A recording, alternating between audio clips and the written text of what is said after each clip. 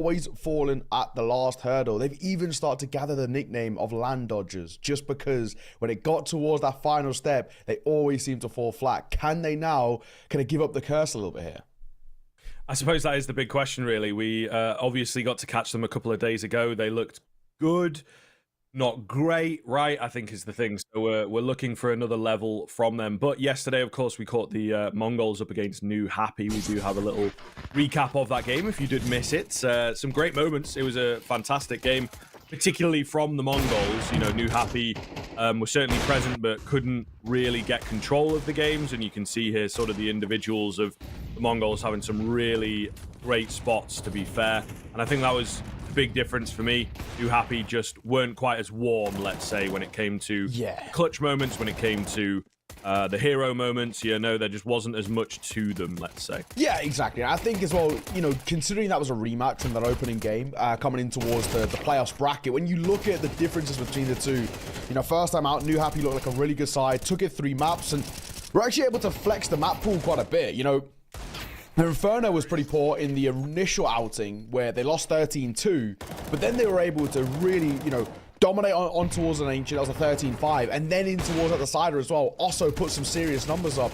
It wasn't the case here. The Mongols have definitely done a lot of their research. They learned their lesson about what went wrong last time. And like you said, I think when it comes down to it, you know, we could talk about game plan, we could talk about strategy, we could talk about preparation, but fundamentally, the Mongols are just crisper. New Happy, a lot of messy fights, a lot of 50-50s not going their way, which probably should have. And I think when it came down to the Mongols were just a little bit more awake at the wheel when it came towards that game. They knew what was on the line. And of course, in that lower bracket, no more room for error. It did go towards an overtime, however, so there was a bit of an error. The Mongols probably should have closed out in regulation.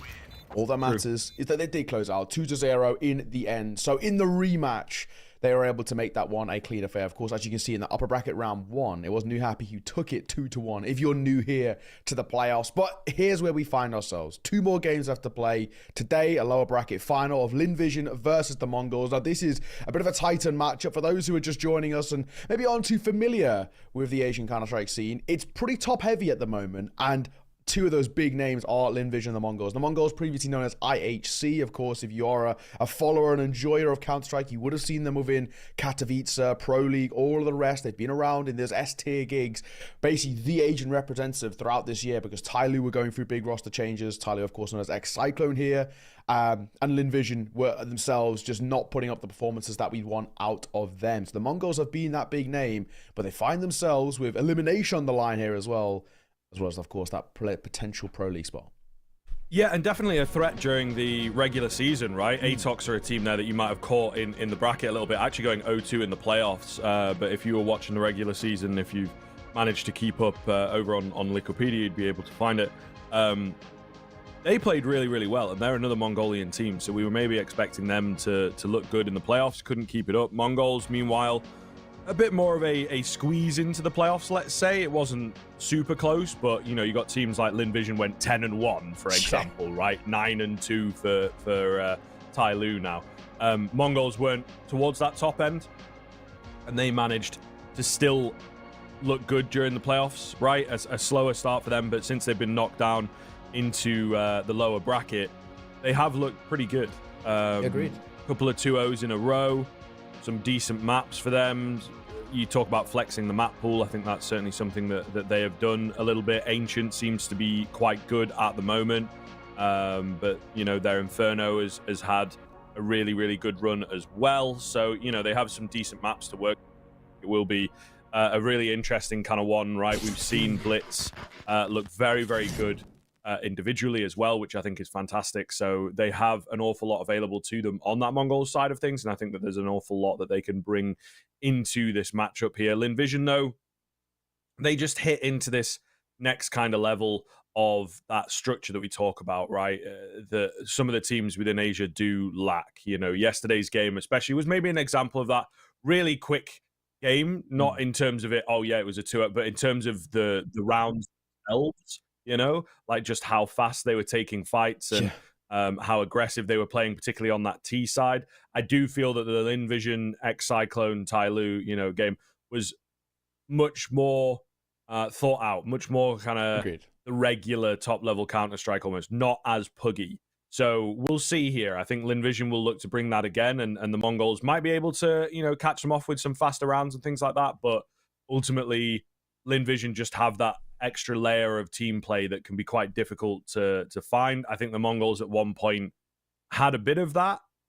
Since these changes have come in, they're still working a bit more puggy at the moment, right? Yeah. Still not quite found the structure, still not quite found the identity necessarily. So we'll see. Could be an interesting clash of styles here. Yeah, I think the thing for me when I look at these two sides, I think specifically this comes to Linvision actually a little bit more than the Mongols. They actually play up or unfortunately down to their opponents. They're very good at kind of matching the game plan. So the Mongols come in with this puggy style play. Linvision will try and play them at it, which I don't think is the right way to go about it. So it could become quite a scrappy affair depending on how that tempo is set night and early. What we can do though is have a look at the Veto of where this series is going to head. Now we've had a few different variations of Vetos coming through. We are going to get the Inferno and Anubis out. The Inferno, I think, for the Mongols actually is a really good pick. They're now 2 for 2 in it against Nuke. We saw they put up a really good performance both times out, but actually throughout the regular season, they played this map quite a lot. So I like that pick going into Inferno. It looks actually quite comfortable for them. They seem to have a very quick, like you said, puggy style of play. But if they are puggy in their nature right now as a roster, why not go into arguably the puggiest map of them all? Anubis will come out for Linvision. Now, that does concern me a little bit. I do think their Anubis of Linvision is actually really shaky. While they are one of the few teams in the region that play it, and they played it a lot, they actually, when it first got brought into the pool, they played it immediately day one of the qualifier. So they probably had no time to bracken it, but it showed that they immediately want to put it into their pool, which is a good sign. They show they want to adapt and then bring new maps into the pool, which always is a good thing. However, there's been a few months now this map being out, and for Linvision, this map still looks quite weak. It still looks poor. Their defaults are very messy as well. The util is not in line. The setups are not in line, and we saw that already throughout this playoffs. And then Nuke is the decider. It feels like a relatively even playing ground. It's very hard to call there, but it's more a question of do we even get this, Griff? Yeah, I mean, I'm kind of agreeing with you. I think the Anubis is a bit of a shaky one, to be honest, right? They obviously played it out against Tyloo, didn't really go all that well for them. We were like, okay, coming on to the Anubis, maybe this should be where they clean up. They'd already won map 1, but no, they actually got rolled 13-5 on that. Yeah. So really quite a rough result, to be honest with you. In the same vein, Mongols, how comfortable are they going to be on it, right? If they're confident in their Inferno, maybe the Anubis is a bit of a ride. We'll see how we play out here. If we take the 2-0, fantastic. If not, then we've got that Nuke to fall back on. So I think that could be some difficult energy to deal with. But yeah, it's not like it's a surefire thing for Linvision. It does seem that it's just a map that they really do want to keep working on, want to keep playing. It's tough. It's tough when you've got a lot on the line. Where else do you go in terms of the maps for Linvision? There's maybe an overpass in there that doesn't look too bad. But yeah, it's a bit difficult to read at this point. Yeah, and the only problem is I think overpass will actually be quite a risk as well. I just think it's a map in which, even they went into it, I don't actually think the Mongols are that bad. They've played it with an estate tournaments against EU opposition, so then it becomes a bit of a risk. The only thing that could have been a bit of a saving grace, if it had even been let through, is that Vertigo. Both sides don't like Vertigo. It's always been kind of an insta-ban for both of them. So maybe that's something they could have floated in, but the Mongols basically were never going to allow that. So all things considered, the Anubis just get picked in. I'm worried about it, but I feel like the choices are actually pretty thin at that point. When you look at how the Veto's played out, the process of it as well, the Mongols done everything in their power to make this actually quite favourable for them. So overall, in terms of who wins the Veto, we like to say, I would have to say Mongols take it in that sense, but whether that translates into the game is a completely different scenario. We've seen it so many times over this long week of playoffs how the Vetos may look favourable for one, but they don't show up in the game. And it's always ultimately and fundamentally what matters most. We're going to be starting things over towards Inferno. That is going to be our opening playground here. The Mongols, it's looked like such a good map for them recently. They are 4 for 4 every time they have played it in the last couple of months, which is exactly what you want to hear. They want to keep the 100% win streak up here against Linvision to kickstart the series in the lower bracket final. Alrighty, looking forward to getting into this one, man. Should be a good matchup. Like I say, very different teams, I think, in the way that they approach things. But you have made a good point that Linvision are very adaptable within the moment. We'll see how they adapt to this one, I suppose. Whether they do indeed bring their gameplay down to be aggressive, or if they kind of stick with it. I guess it depends on what ends up working in the early stage of the map. Bit of utility brought up here by the Mongols. Julie's out. Well, that's ET side, of course. 3 on B. Not sure that they will see too much action. It does seem like a very wide default here from the Mongols, though. Everyone digging in, looking for some info, trying to find a frag, and Mazzinho has done it to open up on A. The youngster going to kickstart things. 16 years of age in Mazzinho. Opening kill going to come forward. They're going to start looking towards A. If they speed up a little bit, they're going to catch them off guard. And they will, because Geo falls out of Mazzinho again. Starry, nice shot. Blitz gets plucked out of the sky, but an instant trade will come through. And unfortunately, Amelia left all alone. And honestly, at this point, it wouldn't even be the worst thing in the world just to keep hold of the half armor and the Julies. Yeah, you might as well, right? Trying to see if anything comes his way, really, but nobody. Given the peak so far, yeah, even on a slightly more aggressive move, it does seem wanting to get into the mixer here. Pre-fire, sorry. Not really coming off, though. I don't know. This is not the save we wanted, is it? They are going to go down a little needlessly in the end, but, you know, what are you really going to get done? They're probably going to eco here. You know, your Julies might net you a kill in the next round. It's neither here nor there. Ultimately, a really clean pistol from Mongols. Yeah, you know, in the grand scheme of things, it won't make a big difference anyway. There's going to be head armor in towards the next round regardless. Amelia was trying to hold to see whether, you know, they can make it a little bit more expensive. It's not to be. So, is what it is. That's how we like to call it. Mongols, nice start to the map, though. Very clean pistol. And, of course, young Mazzinho stepping up really, really well. 3 kills to his name. Making it look pretty easy. Only one casualty too. Plenty of money to speak with. A little bit of a... Okay, I'm going to say, it was a fundamental... At the start there, it was looking like they're going double Mark 10 and just upgrade pistols, which still felt like a bit of a risk. Thankfully, they do bring out the rifles. They've got double Galil to work with, and an AK, of course, as well. So, pretty clean buy. This is the sort of buy that the Mongols like as well, even in gun rounds. We saw a lot of the time yesterday against New Happy. The amount of half-bite eco rounds that were converted to the Mongols was insane. Zach has dropped out.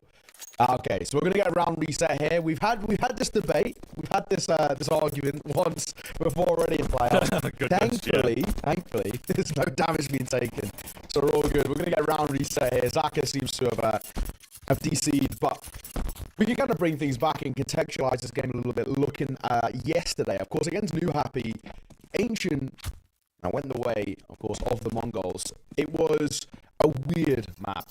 Honestly, more eco and half-fire rounds were converted than in gun rounds, and that's not a guess. That's a fact. It was the actual case. More half-fire ecos were converted than actual gun rounds, and that for me was a very worrying sign for New Happy, but also a very positive sign for the Mongols. They play a very good setup and a different style of play when they come in towards these slightly lesser buys. Not really saying this is a lesser buy, of course, they're against pistols, but once this sort of Mac 10 Galil buy gets brought on towards the next round, and the Vision Gunner rifles out, you still really can't count them out. You can't undersell it and think, okay, you know, Lim Vision should take it. They've got the better firepower out, because the Mongols look really scary on those rounds. They step up the tempo, they get in your face, they try and make that CT side feel very uncomfortable. That's probably what we'd expect coming out of Mongol side going forward. They are very effective on them. Hopefully, it looks like Zach is back in the server, so just get a little match medic go, a little round reset, and then we can get things back underway. Shouldn't be too complicated here. There's obviously not too much that's really gone on. Nothing was ordered up by the CT side, etc. So, you know, it's not going to take too much time to get going. I think just want to make sure that Zach is comfortable. And that looks to be the case. All right, so seems okay. I think we have been given confirmation that a round reset will be coming through. So expected, so okay. Zach is back in immediately.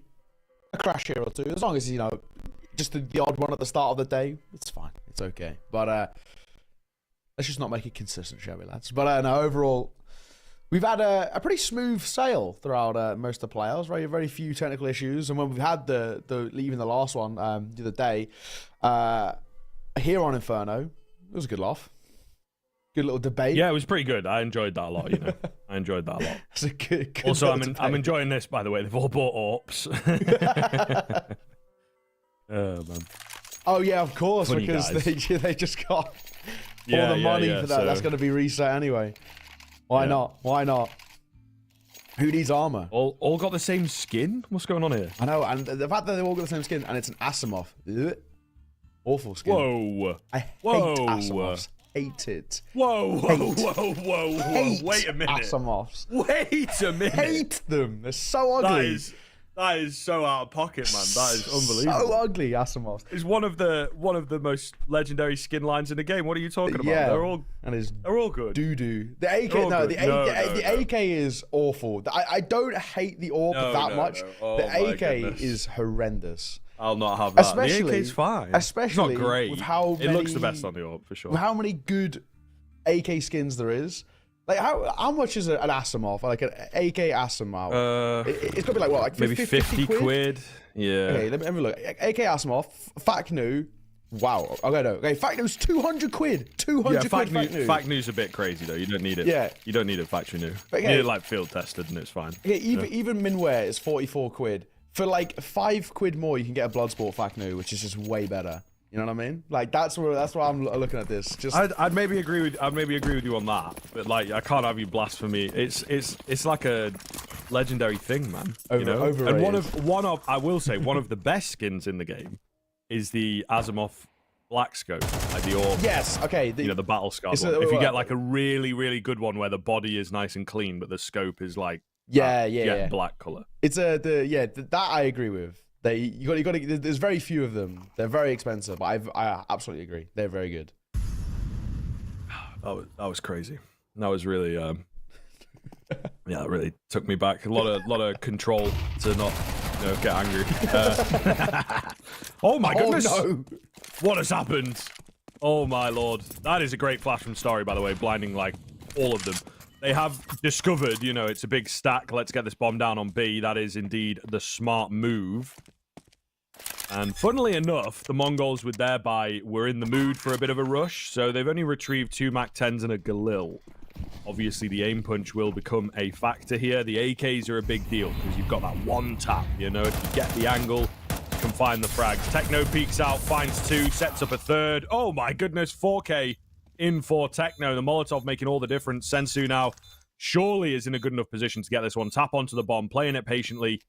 He loves it. Here's the footsteps. He knows what's coming his way, and he will indeed find the frag. 5v2 against the Eco. Very well retrieved by the Mongols. It is a shame for Linvision that they didn't, get another AK or whatever, right? Like, 4 of them fighting at that range probably would have been able to trade a hell of a lot faster.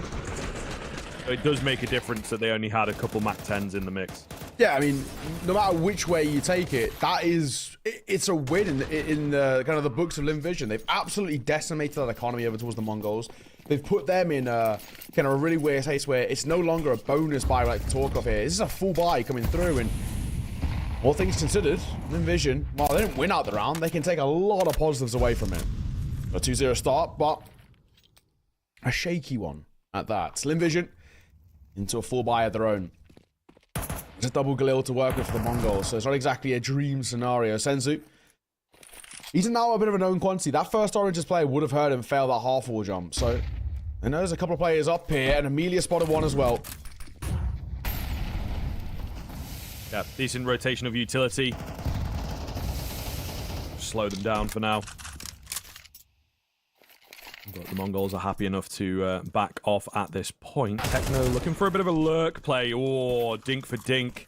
It's a nice find. The B-bomb site now very vulnerable indeed. Amelia taking a lot of damage for not much return. Eventually goes down, in fact. Meanwhile, towards middle, the lurking players dealt with. So a 3 versus 3 quite quickly, but Techno is so deep in towards CT. He doesn't quite know where to look. They don't check him anyway. He's done the damage. He's got the info. Going to be difficult here for the Linvision boys to make their way in. G is very low indeed, and there's no kit. So there's a lot working against the CT side for this retake here, but they will look to give it a go. Decent nade, brings Blitz down.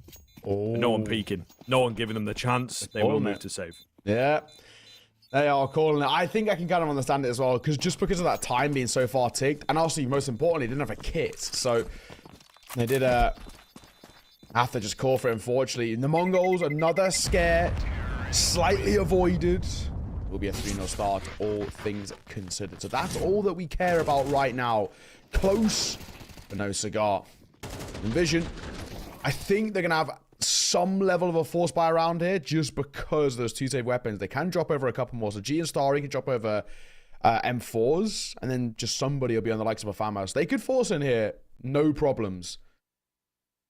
But it's looking like they're not going to go to. I'm actually quite surprised they don't go back into this. I mean, maybe the other side of things, they could have an AWP part in playing towards the next round, but they could have really taken it back to them. The Mongols' economy is still so fragile. I always want to just keep the pressure on. They're continuously making these rounds so close. And Starry showing why. 1, G, in for a trade. Looks for a second. Can't quite confirm it, but he's so damn close.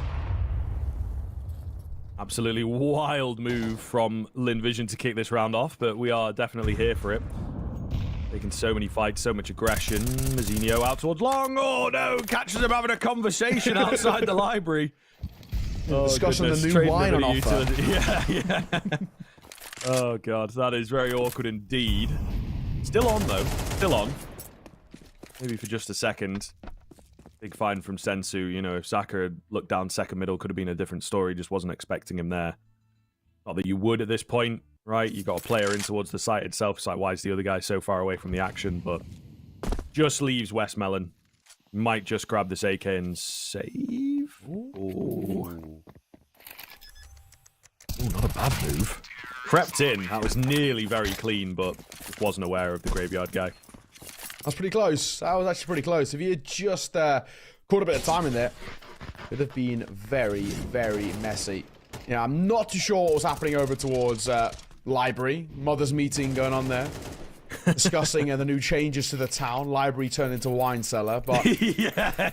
Lads, you know, time and place, fellas. You know what I mean? Like, we're in a playoff game, Pro League spot on the line. Yeah, I don't need to see what a consortium of Reds are on offer this week. All right, let's save that. Let's save that for the break, shall we? 4-0 start. The Mongols thriving right now, but Linvision in towards that buy that we spoke of, and G has pulled out the AWP. So this is where maybe things can start to step up a tad, and for Linvision, that needs to happen sooner rather than later. 4-0 start on the T side of Inferno. Ain't too shabby at all. Oh, Techno's a lucky boy to still be alive, though. G expected it. Somehow, only guessed the tag. Yeah. It looked like it hit him in the body as well, so it might be just really through the corner of half wall, I think. Potentially. But then it feels like leg damage. I don't know. Yeah. So, a bit of a weird one, but he remains alive, and it could make all the difference here. G's gone for a rotation on that AWP, though. They're not expecting 2 out towards long this fast. You know, they really haven't shown that much A presence. Really, really smart read from Linvision. Techno with the bomb is going to go creeping in towards CT. Oh, could get the drop here. Could get the drop. He's not even going to check it. Emilia's not going to see it. Wait, did not just see him? Oh, my God. What is going on?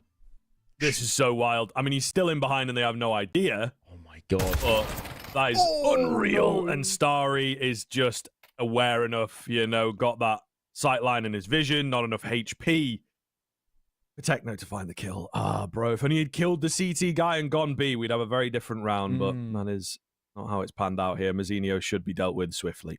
And on the other side as well, if he had found that Baug player, and then of course he would have just lined up the AWP pretty easily too, then things could have been pretty damn exciting. But they're all if buts and maybes. What we know is an absolute is Linvision have found their first round on the board. Finally as well. Much better in terms of just taking those early fights, and the AWP getting active is exactly what you want to see. It was walking a bit of thin ice there for Linvision, with all things considered. Getting that round over the board and getting it with a couple of players, or 3 players remaining still alive, is basically all that matters here. So a 4-1 scoreline. Mongols, unfortunately, down to it's a force buy, but it's a half buy. You've got 1 Galil, 1 Mac 10, a couple of Tech 9s, and a Deagle. But I did say, be wary of these. They can be a little bit fearsome. Starry avoids the flash just about. Tries to go quick towards top A, and now they might double back towards B. These fast tempo Mongols rounds are very scary. Yeah, really speeding in here. Westmelon can't really stop them. Emilia waiting for a flash to come in. Does find a double. That is ridiculous. Oh, but Techno so quick with it round the corner. AWP shot going to miss here. G's got to be careful not to go down. Really, the hopes of the retake rest on his shoulders a little bit, but they are being kept fully at bay. 3 of them in from CT as well is really just not a great spot. Let's see. This is going to be a tough one. Flash comes round. Still not really able to break any ground, though, on that Linvision side. They're still feeling it. They're still going for it. I don't know what to say, man. This is not looking too good if you ask me. They've got to move fast. There's Techno in behind, gonna pick up on the carnage, pick up on all the fights going down. However, just Sensu left. Is there enough time to get on the bomb? It's gonna be awfully close. I'm not sure that he's got it. G is out of there, but it doesn't matter. Starry gets the defuse, and they will win the round. Ooh, that was not nice at all. That very, very nearly went south. But again, you can kind of take a slight positive away from that. The Mongols have just come away with, what, 3 out of 5 kills there. And a bomb plant, all things considered. On a low buy like that, you take a positive. I said those Mongols half-buy rounds are so scary. I guess the main thing is the fact that it wasn't converted. Against New Happy yesterday, so many of those went in favor of the Mongols. And it really was a pretty tough thing to watch. Thankfully, not the case here. We're okay. Pause to be called as well. Time for a conversation. A 4-2 score line. It's Linvision starting to at least close down that gap a little bit, but there's a no buy here, so we'd expect that nonetheless. It's about what Mongols can continue back in towards the 4 buys. This round a little bit of a throwaway. A couple of deagles, maybe a couple of consolation kills, but not really gonna expect anything in the sense of a round.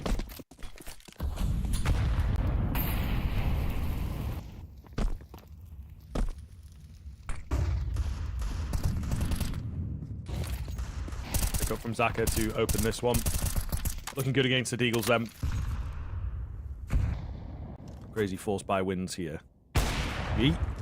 Ooh. Tag through the wall.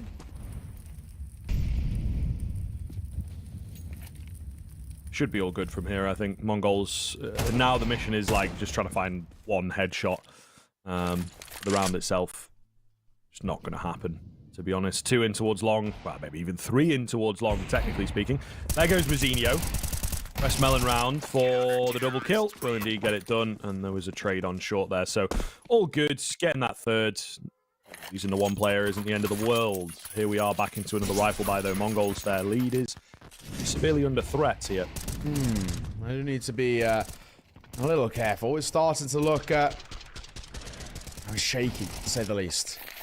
But that was a round that we don't expect all too much from. 4-3. Now back into the buy. Techno down to just a Galil, but all things considered, it's a little bit more comfortable. I am surprised, though, that they put Techno on the Galil rather than swapping him with the likes of kind of Blitz or a 9-10. Both on kind of 1 kill apiece. Techno's on 9. Don't really want him on the AK. He's been pretty crisp as well.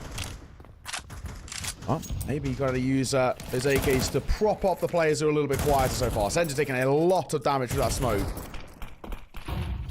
He's just going to fall away off Banana. Doesn't want to fight anymore there. Pretty understandable. He was isolated. Yeah.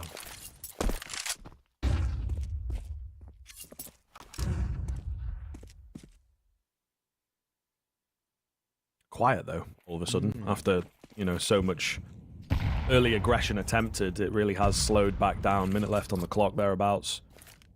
Mongols just chilling. You know, so much utility left for Linvision, though, with a minute in the round. It's crazy. There goes a lot of it as Zaka falls. The best engagement. G going to find the back end of Mazzinho while the flash comes round. It is a bit of a fake out towards A here. Blitz getting deep into CT. Going to run into Amelia in just a second, who surely should be expecting him. Indeed. Oh, but Blitz transfers. Gets that crosshair lined up mid-spray, leaving West Melon to be the hero of the round. And, of course, Linvision, no real idea of where this bomb is going, to be honest. So the rotations are going to be so late. He is by himself. No comms, no support. And he's only able to find 1. Now, a lot of damage has been done. I would say a decent retake is on the cards. And they are feeling it. They are indeed going to go for it here on the CT side. But Techno, crisp as all hell. And looking for a double, he gets so damn close. Blitz and 9-10. My God, they are so low. And Starry going to make sure that they know it. He knows the last place into a CT as well. Flash came from there. Nade will come on the corner. Won't go deep enough to catch Blitz on the cross. Starry try. Blitz not facing. Time started to tick as well. Starry needs to go on it now. I don't think he has time regardless.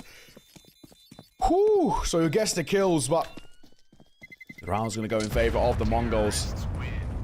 And with nobody staying alive as well, the real kind of saving grace, I guess you could say, for Vision is, you know, unfortunately they do lose the round, but they're going to have a much better investment in towards the next. There is very little money to work with for the Mongols. Mostly going to be on towards Galil's more than AKs. And if everyone goes for AK, they're going to go for AK half armor, which against the M4s is not something you'd want to do. So as you can see, double AK setup, triple Galil. The Mongols' money gets shattered there by all 5 kills coming through. But again, all that matters is just putting that round on the board. And again, from Techno, nice kind of kill coming through him to thrust his team into kind of a 1v3.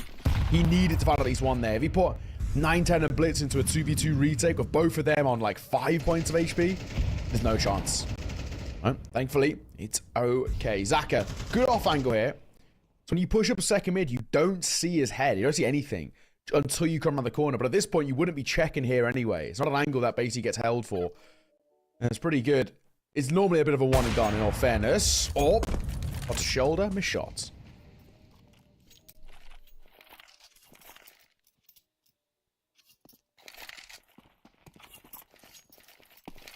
Out in towards middle, the Mongols looking to gain some decent control, but they actually have a lot of ground to retake. They don't really know it. You know, Zaka in towards second mid hit. There's such a weird angle. Oh, but he's going to be spotted there, and he gets taken down. Just not fully aware of how chunky he was around that corner. I think really playing it close to the wire. Maybe a shadow spotted, but either way, unfortunate. A misstep for sure. Starry in the apartments, another player that may well not be expected. You're having a laugh. What is that timing? Oh my goodness. Techno, the luckiest man alive. That kill comes in. That forces the save. And Mongols holding on to their lead pretty comfortably now as they stretch it to 6. Yeah, and now this is starting to go from kind of being, you know, a close affair and a kind of a game on our hands here. It's actually becoming pretty one-sided. A 60 scoreline. 6 already on that T side. This is decent work coming through from the Mongols. Vision right now can't compete. This is a kind of a fan favorite map within the region. And, well, at the moment, the Mongols showing their prowess on it. Interesting enough as well, I saw a kind of statistic the other day in Faceit currently of kind of all the Faceit players, which they've just cracked 30 million Faceit users that have been registered. So a lot of players in every Faceit game. Inferno is the least played map, which surprised me. All the that maps. is interesting. Inferno. That is very interesting, actually. Rock bottom. I'll try and find that tweet again. But yeah, Inferno is rock bottom. Definitely something that I wouldn't expect. You know, it's obviously the pug is paradise to a degree, but I think it only had like an 11% like played, something along those lines. My thought is that, you know, it's maybe a bit overdone and it can be a bit boring, but then also like it's not a very buggy map, I feel. Do you know what I mean? Like, there's a little bit more mind game, there's a little bit more team play that goes on to have an effective Inferno. Like, we see it a lot at the top level, and it can be a bit stale at the top level. When it comes to, you know, you just solo queuing and you're an aimer, right? I think it's a bit harder to pull off than you might think. So, whereas other maps, most other maps, maybe like Nuke, but even then, you can just sort of rush everywhere, can't you? Whereas doing that on Inferno is a little harder these days. Just to correct myself, it's not all Faceit users, it's FPL, so it's pros, which actually... Oh, okay, right, that makes... Now it makes way more sense. Way more sense. Now it makes way more sense. Okay.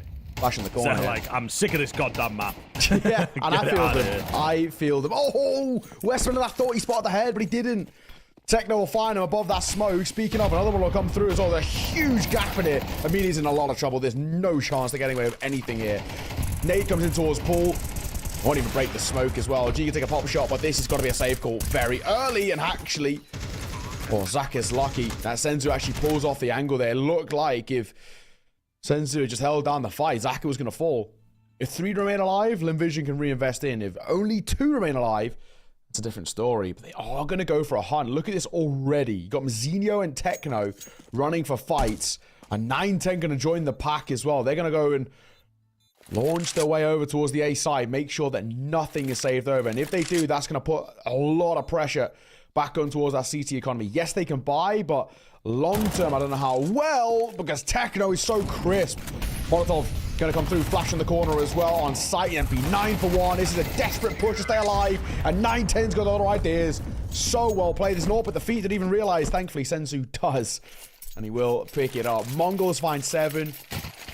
They drop every Linvision player as well. That will really put them in a nice position too. Well played. Very well played indeed. Mongols now pulling away with this T side. Actually, yeah, getting to that scary point, isn't it, really? Yeah, I'm going to say, just to mention, back on towards that map popularity, what would you assume is the most popular? What, in FPL? In FPL, yeah. Oh, actually, give me a top 3. Okay, top 3. That's pretty good. Mirage. Yeah, that's number 1. Yep. About 30% played, I think. 31%. It's pretty good. Overpass? No, Overpass is really? second to last. 6.5%. Holy heck. Ancient. That's number 2. Ain't no way Vertigo's in there. No, Vertigo is third to last, 8.2%. That still surprises me. Yeah. That still surprises me, because I know pros hate that map. Yeah. Nuke? No, that's in the middle, 4th. So the other one, Anubis. Anubis was number 3, yeah. Anubis is number 3. That's Yeah, crazy. 16%. I guess they want to get reps on it, I suppose. Yeah, But maybe. It's quite puggy, I guess, in a way, so I can kind of understand it to a yeah, I degree. suppose. Yeah. I'd just be falling asleep playing that map all the time, though. You just sit there for a minute. That's true. You know, It's very true. not as many stakes on the line. Just want to get in there and click some heads. Speaking of clicking, not necessarily heads, but G clicks on the body of Sensu, and the game registers that as a hit, and then he's dead. He's smart. No, you're all right. That's exactly how it works. All right, BXQ going to be coming through here from the Mongols. G, nearly gets taken down, doesn't he, on his way out? It's all a bit of a bait play. Big trade from Techno there. Is it going to be enough, though, is the question here. Looking very good for Linvision. G just trying to stay alive, and he will do so. Oh, my goodness gracious. What a hold from Nubox. My, oh my. That is how you isolate fights, ladies and gents. That was beautiful to watch. Wonderful work coming through from G, and he makes it look, well, simply put, easy. It's wonderful, man. The way in which he fights time and time again. I mean, obviously, a lot of question marks have to come through from the lack of trades. And of course, I guess 9-10 back turned.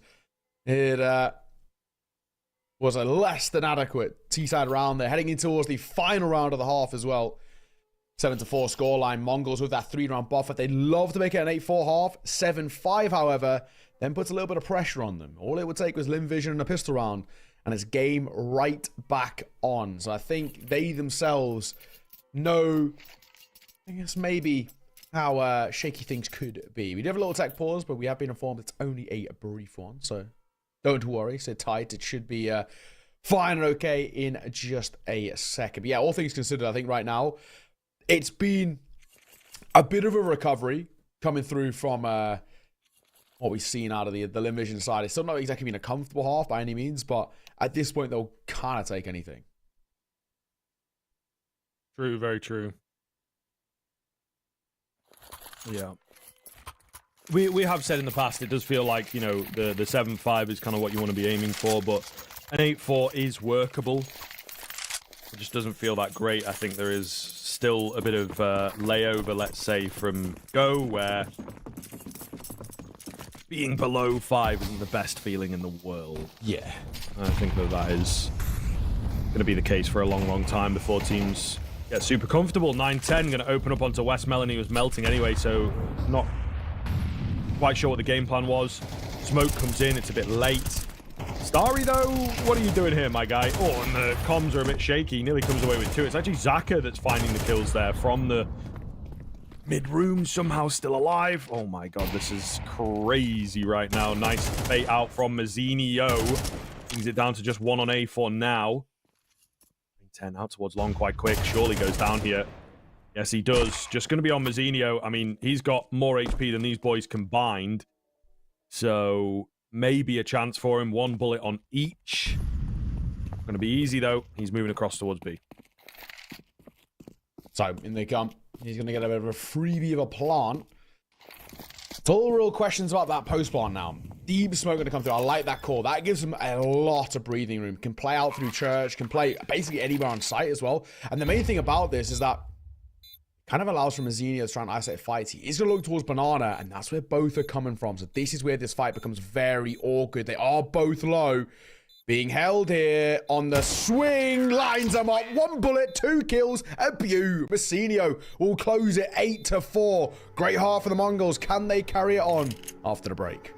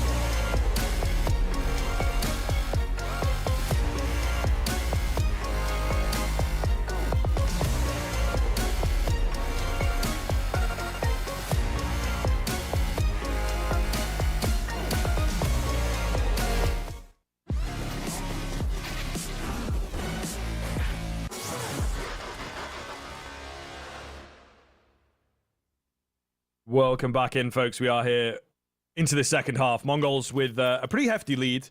8 rounds is a good number. They can get themselves up to 10 off the back of the pistol, then they are really in for a great map here. But we'll see. Flash lined up. Oh, it's a contact flash as well. It may well be perfect, you know. Techno's already found 2. Waiting for a bit of an assist to come in. It doesn't really look like it's going to be required. They will make it out for now with a solid man advantage, and LVGCSGO kind of committing towards the B side of things. Not going to be easy here. Not at all. Ooh, Westmoreland will find Techno. Senzu desperately trying to keep this one alive. Oh my god, West from Starry. That is absolute Senzu. So on to Starry. That second shot, may I say, from Senzu is insane. The first one was good, but the second is something else. Dancing around the fountain itself, and my oh my. That's now put this into dire straits. 8-4 is somewhat recoverable. 9-4, which then realistically, without the bomb plant, more or less becomes 10-4, is so damn difficult. That swing and find from Senzu is insane. What a pistol coming out from him. Had a quiet game, Senzu, but he picked this moment.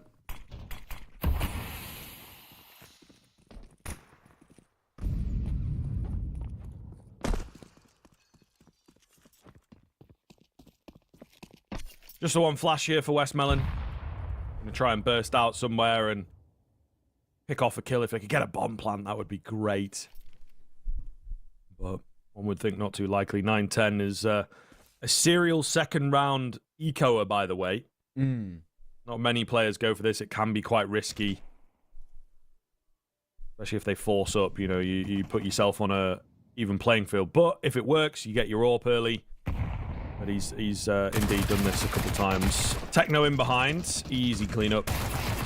Just Zaka and Westmelon. There you go. Always happy for a kill when you've got the minimal investment. Senzu has a sneaky feeling. Oh, that there's someone down below. Okay, he's going to get out of there quick. I thought he might get timed on. In the end, all good. 10th round secured. Linvision got to start putting them on the board now. Yeah, it is basically now or never. There's no two ways about it. When you look at this game and the way it's set up, we have a pretty big disparity in rounds. And I think all things considered, Linvision know that better than anybody. A 10-4 scoreline. Basically, all it takes is one more round out of MongolZ, and that Linvision economy gets shattered once again, and before you know it, in a lot of trouble. So, let's see. Linvision, all the pressure on their shoulders. At the very least, they got to buy to speak of 9-10 in towards that AWP that we like to talk about. Pop shot, no find. And now that's a known quantity. Linvision knows an AWP into the side. They're going to be a little bit wary of it. Anything that worries me in these sort of buys, you know, you talk about 9-10 being a serial eco, he is. Anything that worries me, if the rest of the team struggle, because they've got the lesser firepower, he then becomes vulnerable. But Senzu says, don't worry, I got this. 2 through the smoke, and nearly a third. G is lucky to still be alive.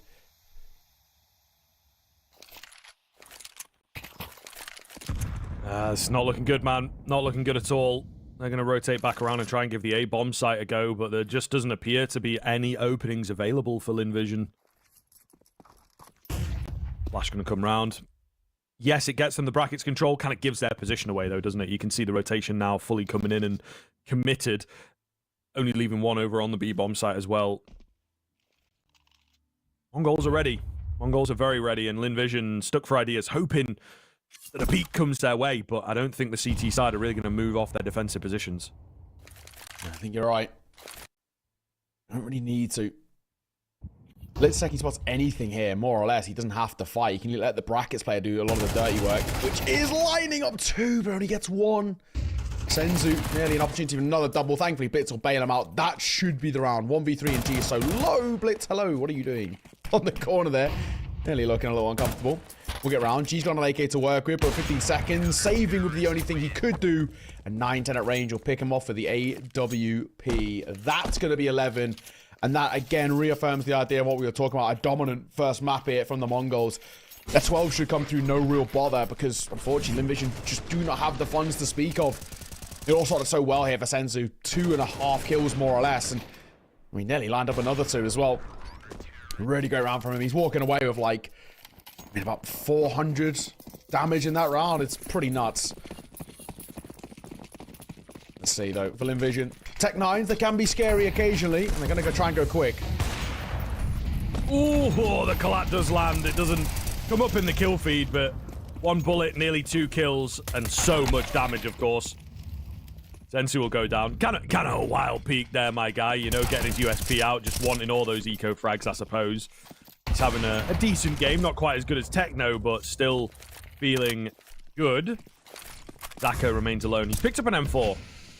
Maybe we do need to watch out here. Techno low towards dark. And 9-10's also pretty low. Flash is there, but it's ineffective. He's not picked up the bomb now. That's the one thing that he maybe forgot about here. Maybe thought he had picked it up. So that's certainly going to come back to affect him. And I think these two players that have rotated in have just about got eyes on it. They will at the very least, know when he picks it up, holding the angle. Xhaka does well to find the frag, but not going to be able to win the round out. 12-4, 8 in a row from LVGCSG here. This is a very, very poor Inferno so far. Yeah, it's unfortunately just never really come to fruition. It's been one side has been honestly pretty simple, and even in that sort of round as well, you try and step up the tempo, you try and go a little bit quicker, and you're very quickly put back in your place. I mean, credit has to be said, the Mongols. I'll take anything away from them. They have shown their prowess and shown it in a really, really big fashion. I really don't think there's I don't think there's too much more to bring to the table in terms of a kind of a conversation. LVGCSG have never stepped up in this map at all. There's a lot of history between these two sides as well. A lot of times they've played against each other. Both kind of winning kind of HTV officials, but even kind of prior to that, they played a lot of times in qualifiers, a lot of time in kind of domestic competitions too. And honestly, LVGCSG more often than not are the side who have kind of led the bulk of these matchups. They've always been the slightly better team in the head-to-heads. It's not showing here. Mongols, really nice work. 12-4. Final attempt for LVGCSG to stay alive. What have they got to work with? 9-10 holding in towards Mexi in case anybody peeks. Nade will come through, but it's actually Senzu who takes the initial point of damage, and Techno will fall. Big kill as well. That is the danger man taken down. Obviously, B bomb site left a bit weaker, and they're not going to go rushing straight in. The Molotov keeps them... They are still feeling pretty confident for this B hit here. Blitz committing wildly to the spray down. Senzu, so much damage has been done. A good opportunity for him to rack up a couple of kills, and he will do just that. Bomb is stuck inside the smoke. What the heck is going on? Starry's lurking away, finding a frag on A. Amelia brings it down to a 3 versus 2. This is all over the shop right now. Sensu's still alive at the back end of the site, but he's so incredibly low. If he can get one more, it would be huge. I think they are ready for him here. They will indeed get him easily enough. Mazzinho for a double kill to end the game here and now, but LVGCSG in a pretty good spot to extend this one. We'll see what the rotator can get done. Spotted. Really well played there from Amelia on the side peek, on the shoulder peek. And Mazzinho now, position going to be known, making so much noise. Gets the smoke out at the wrong time, and he will indeed fall. LVGCSG clinging on. Fine margins. Fine margins indeed, but all things considered, this is still a marathon of a journey for LVGCSG to get back in towards this game. Is it possible? Who knows? I mean, this has been so far so good for the Mongol side, and even then, you know, the fact that we're talking about LVGCSG walking away with only 2 out of the remaining 5, and it still is going to put, like we said, a little bit of kind of pressure on that economy. G's only down towards the Galil now. I mean, he could have had an AK, but he would have had much... Yeah, well, actually, he could have had an AK. I don't actually know why he's on the Galil. It's like, he's got 1.3 left in his back pocket. I don't actually know why he's on the Galil. It's map point, mate. You've got to just play with the best of what you got. But I guess, in a way, maybe expecting a lesser buy coming forward for the Mongols, so hoping that he can save money for an AWP later down the line. The long-term approach, which I guess is a good thing that LVGCSG are thinking is a possibility, does just feel weird when you could have got an AK alongside all that util. But still, on the corner, UMP, not a gun you see all too often, and well, that's why. Senzu will fall flat, damage done back, but Amelia's still alive.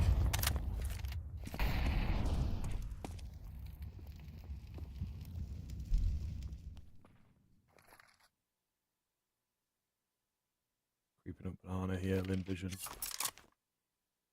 Liking how the B bomb site feels after the previous round.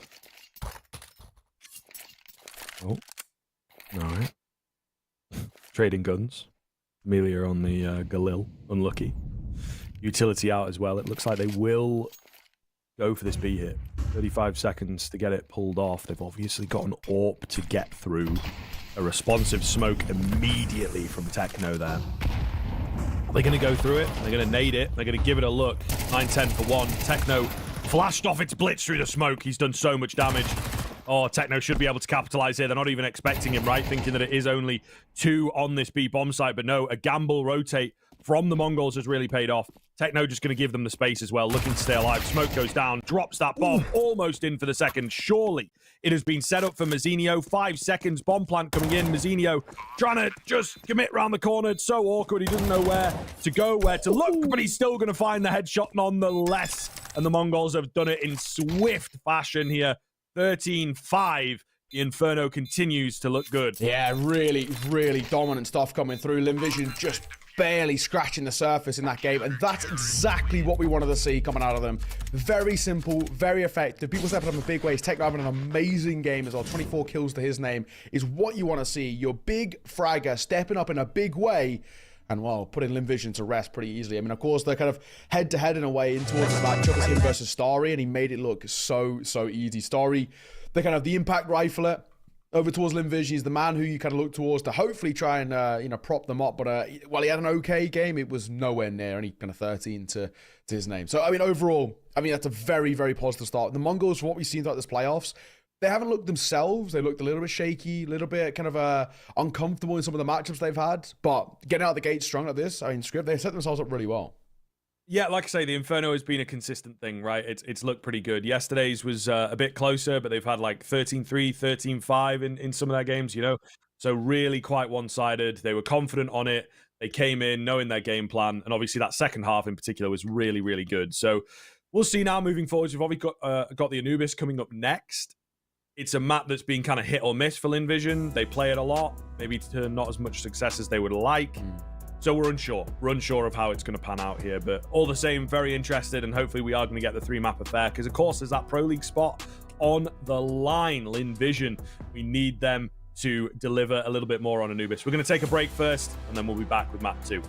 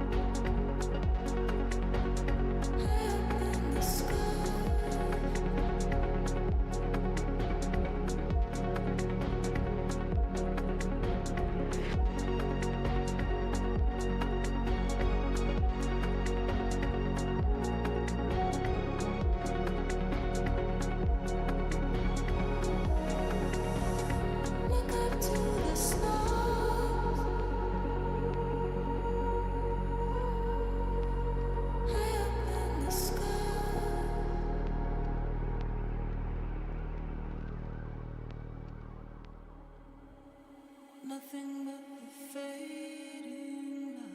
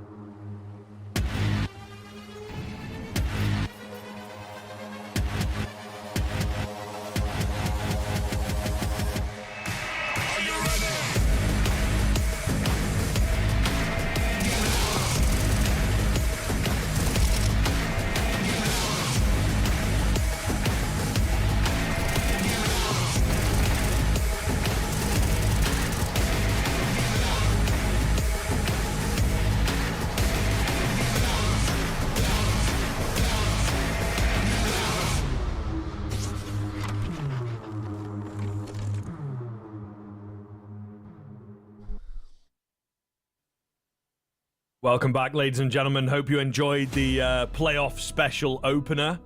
It is very nice. We're enjoying it here. You know, something a bit fresher. We've had the same sort of opener for a long time there, so it is nice to see one come together for the playoff week, of course, across all regions. We're going to be expanding the regions next season as well, so there's so much Counter-Strike going on for the whole scene, ultimately, right? Obviously, Valve making these changes to open leagues and whatnot, right? Wanting a lot more qualifiers in places. So there's going to be a lot more CS, so make sure you're following the channels, bada bing. But we are back into the game here. LinVision up against the Mongols. On the pick of Vision, Anubis, we're unsure. We're unsure with this map. And the Mongols looking to send that home. I think, indeed, this is a quick start for them as well, so they are very much feeling themselves after the Inferno. Amelia incredibly blinded, but somehow manages to stay alive and find one. Zaka at the back of the site has bought some time as well. 4-on-2 now as Zaka continues to find heads. Looking very good indeed for Vision. It is. Absolutely West Melon finds Techno, and this should be a quick and close, well, quick and easy, may I say, finish the pistol. Just waiting, trying to isolate fight. He's not being given that luxury at all. 910, of course, still knows there's one somewhere over towards heaven, but it doesn't matter. Starry will see him off from behind. So, only the one casualty. We will, of course, see things start off relatively okay for the Vision side. Now find ourselves in a position as well. We do have to think on the other side for the Mongols what their Anubis is looking like. We already spoke about what we've seen out of Vision in the sense that this is a map they play a hell of a lot. They've been pretty good on as well, but all things considered, it's not the most consistent map for them. But for the Mongol side, it's the same kind of scenario.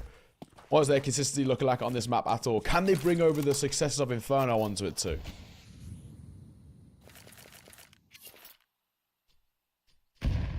Got a bit of a game plan for B, it would appear.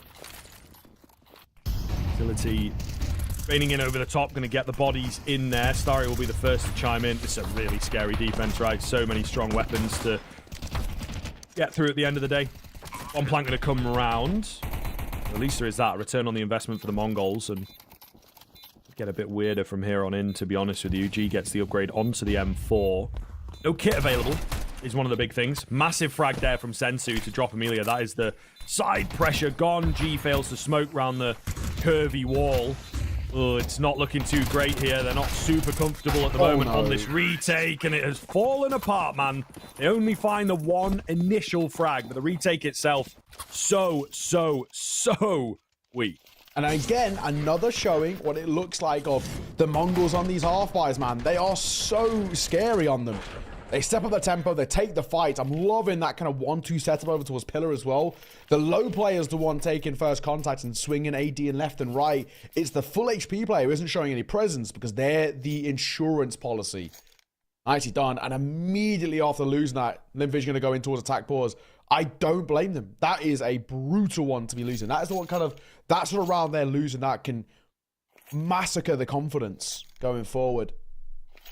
So, off the back of the tactical timeout, 1-1, we find ourselves right now.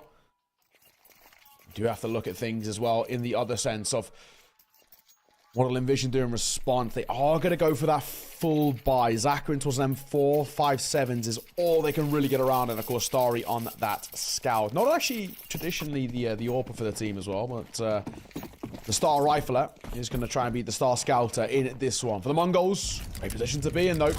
Win this round, not only do they get a second, they get a freebie of a third as well, and they can start slowly but surely pulling away.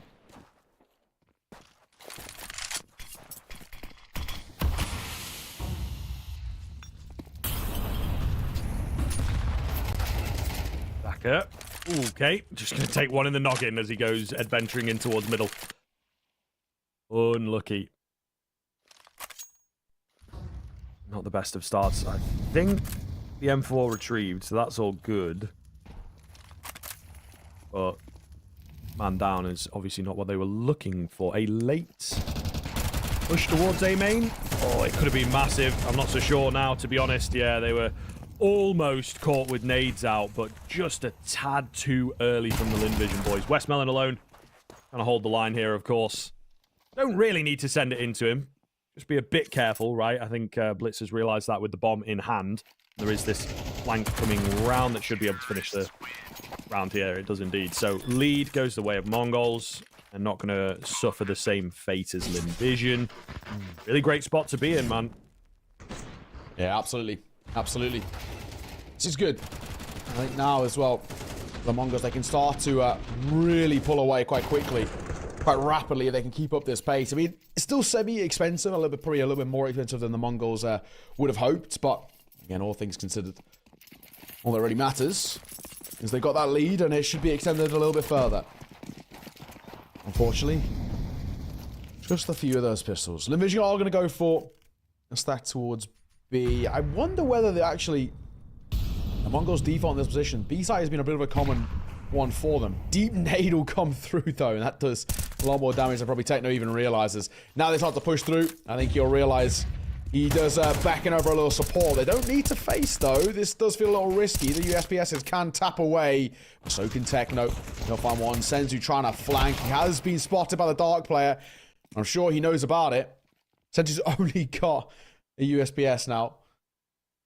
Didn't invest in towards this one. He's going to stick around for the fight. Now go on M4. No armor, but he should be okay. Does get ding danksy, maybe not. All away, my friend. Do not give him the time of day. The round is won, but it's probably a little bit wackier than we would have expected.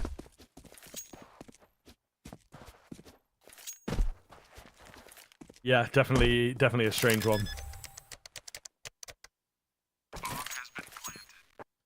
One will go down. That confirms the fact. Starry just chilling at this point, hoping to catch somebody, right? And they are a little bit after him. The collapse onto this B bomb site coming in. There it is. Mazzinho will take him down. So any damage going to be good damage there. Picking up Techno.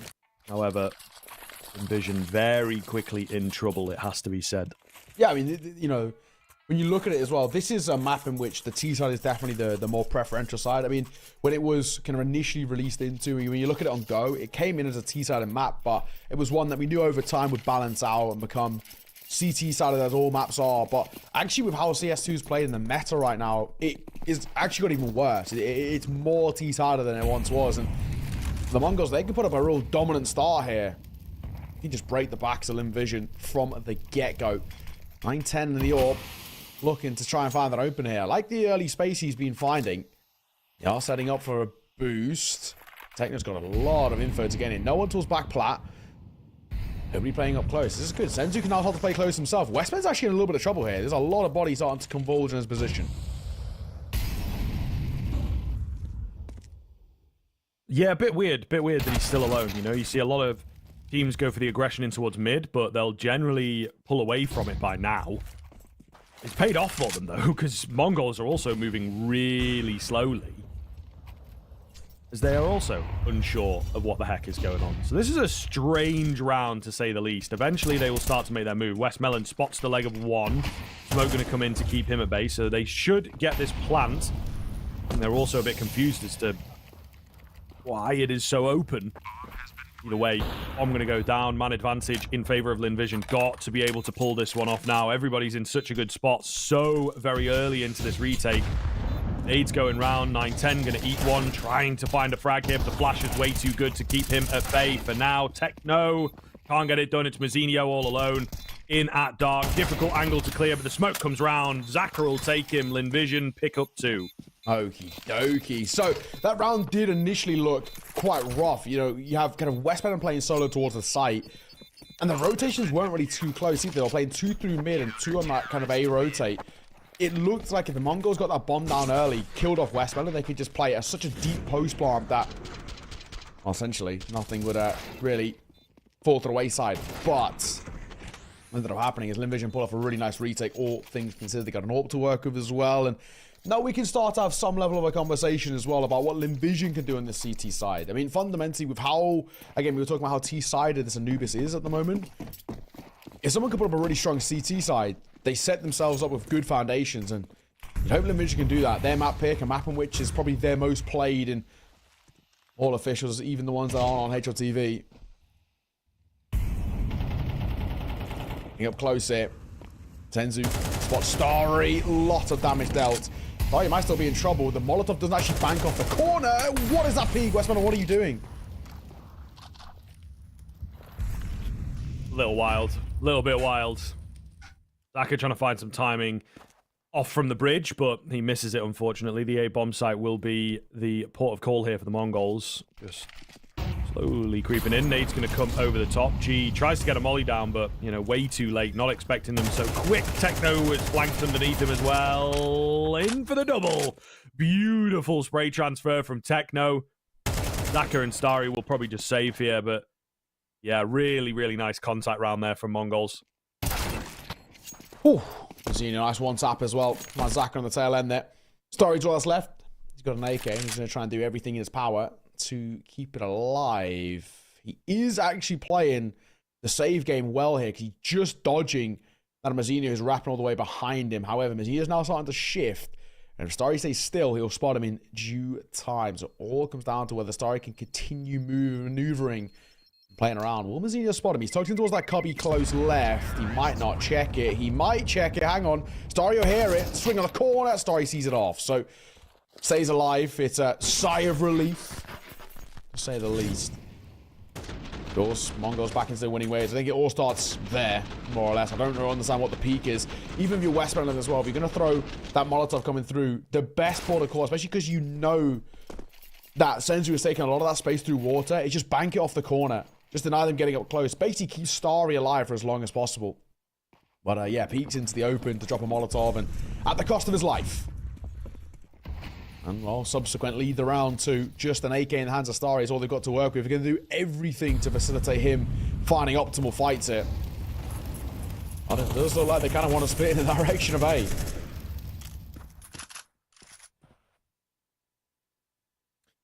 Shouldn't be too bad for them. Sensu's going to spot a lot of bodies. Ooh, takes an initial dink, so he goes down quite fast. Starry, though, that was the big guy, right? With the AK, the armor. Zinio deals with him cleanly. That'll probably be the round then. They're ready for the A hit, in a sense, right? Positionally, I guess. Westmelon to find 3 more. Making this a little harder than it needs to be, but will eventually go down. 5th round through on the T side. Very, very good stuff. LinVision again, lacking control of the game, and it is a surprise. Yeah. Absolutely.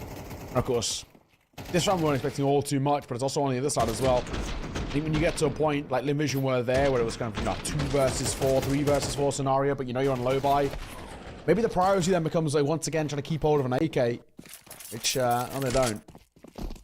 I've got to buy regardless. 5-2 isn't a bad start by any means. G, the AWP can have a little look in. Nobody offering for him. 9-10 might want to take a fight here though. He's playing through short water, and the Molotovs will come through mid. Zaka for 2. Lovely work. Can he make it a 3rd? Of course. I don't know what the call is there. Dry peeking through a smoke? What did you expect? Oh, Amelia, nice find, man. That'll solidify it, right? It was maybe the A-bomb site that had the most opportunities for them. Unfortunately, it will not pan out. 9-10, all alone now.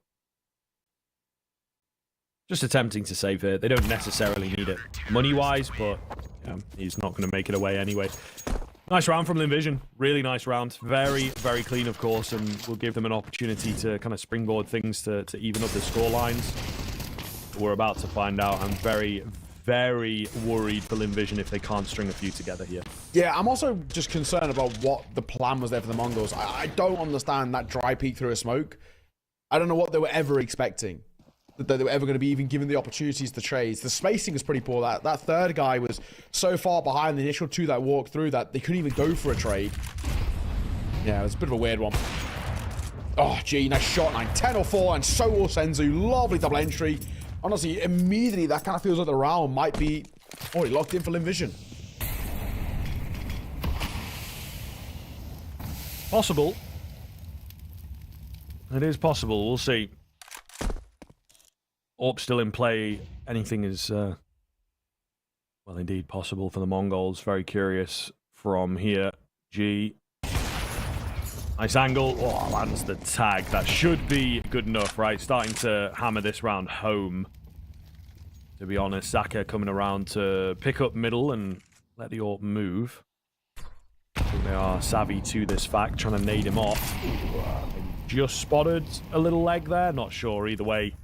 LinVision looking good, looking composed right now, not panicking too much with the pressure that the Mongols are still applying, despite the fact that they are down by a couple of players. Now just 1 Mr. Blitz with the bomb, but only 6 HP. What can you do? Anything? At all? Waits for the smoke to go. Yeah, Westman's got his number, though. On the corner. We get the support over as well, I think, for Blitz. It's safe to say his days are numbered here. G will make sure of that. G starts around and closes it too. Really nice double entry coming through from G in towards water. Been a little bit quiet, but in towards that round. 3 kills found very nicely indeed. The first fight is great. On towards 9, and the second maybe arguably even better. Senzu did not know what hit him. It's well played. Really well played. I think the Mongols as well. Yeah, I'm going to say, I wouldn't mind seeing a little pause out of them. These last 2 rounds have been really rough. Completely different than what we've seen sort of prior.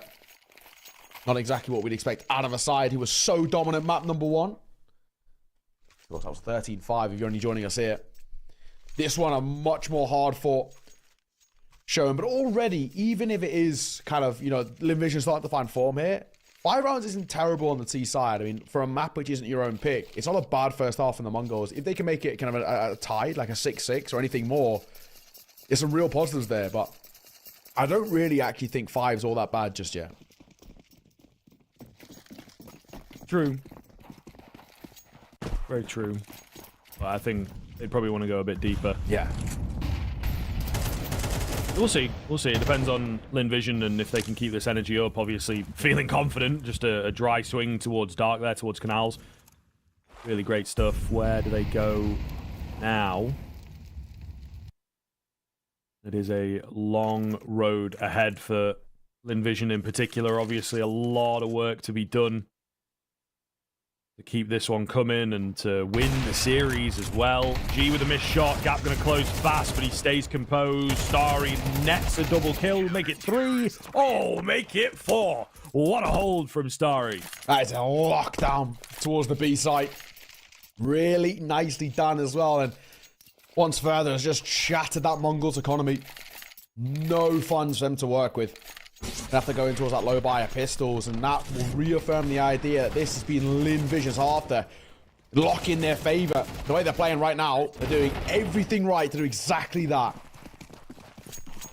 Not getting any financial issues with the final 2 rounds, even if they were to lose. So for LVGCSGO, they're sitting in a very pretty spot. They could actually recover this half to a 7-5 in their favor, which would be pretty damn good considering how rough it did look at one point. G holding. One has crossed. Does take a shot, but to no avail.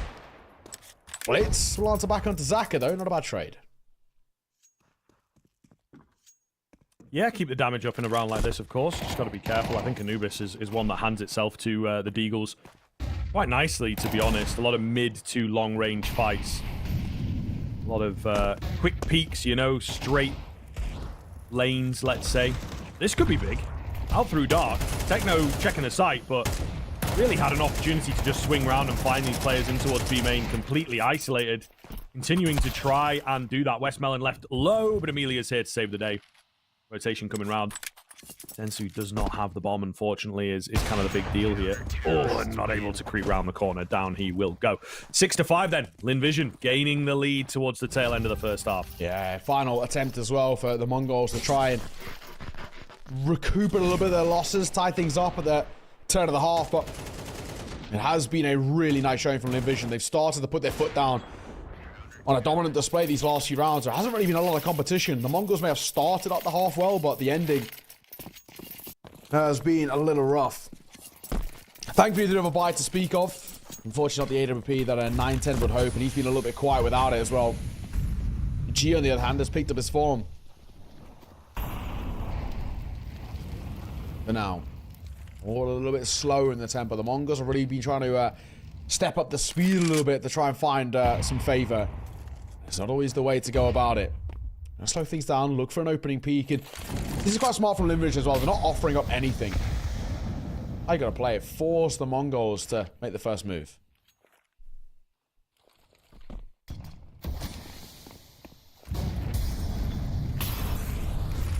Oh, big position here from Amelia. Love this. Absolutely brilliant. Okay, only able to get one, though. I thought it was going to be in for way more. Same from G, to be honest. Mongols with the quick trades here on the A-bomb site. Plank going to come round. Full retake for LVGCSGO, of course. And it's just a question of how they play this one out. I mean, they're so far away. They're pretty split as well. I'm not a massive fan of how the initial positions look here for LVGCSGO. have to be honest. You know, they're obviously going to go for this last round, but so far away, there's not going to be much time.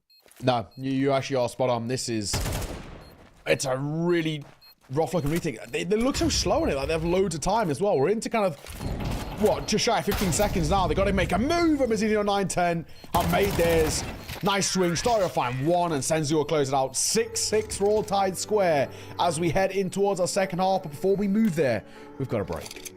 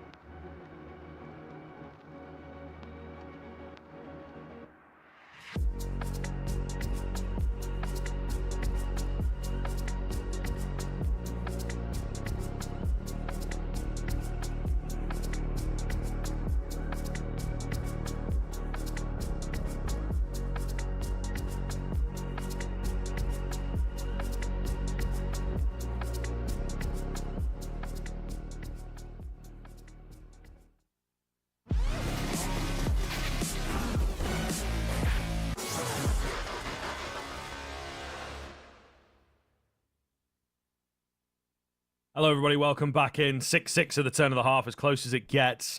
Lin Vision looking to stay alive in this series, stay alive for the Pro League spot. Of course, win out on their own map pick. Nice find to kick things off. A bomb site left a bit open then. Mazzino will be here out towards heaven. Oh, gets that kill despite the smoke. Bit of a quick reload, and it may well cost him his life.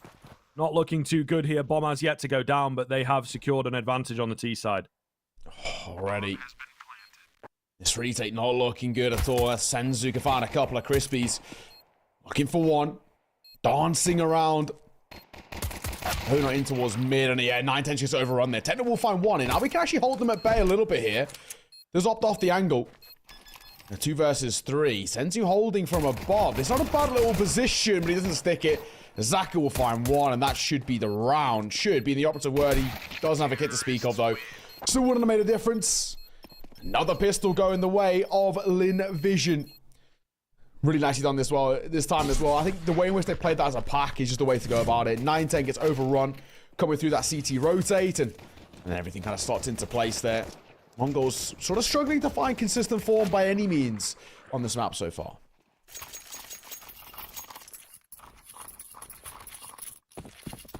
Yeah, a little strange. A little strange. Does certainly feel that way. And I do worry for the CT side here. I think it's going to be a tough ride for them for sure.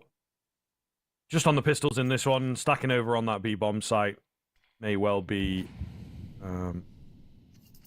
something to see here if they get a bit of action, but ultimately we're unsure as yet. They are sending those feelers out there, right? You've got Amelia, you've got Zaka just digging and pushing in. Eventually, Amelia will probably discover that A is clear for the most part. I think there might be a rotation coming across, but should be an easy ride on that side of the map. Least. Big push coming through main.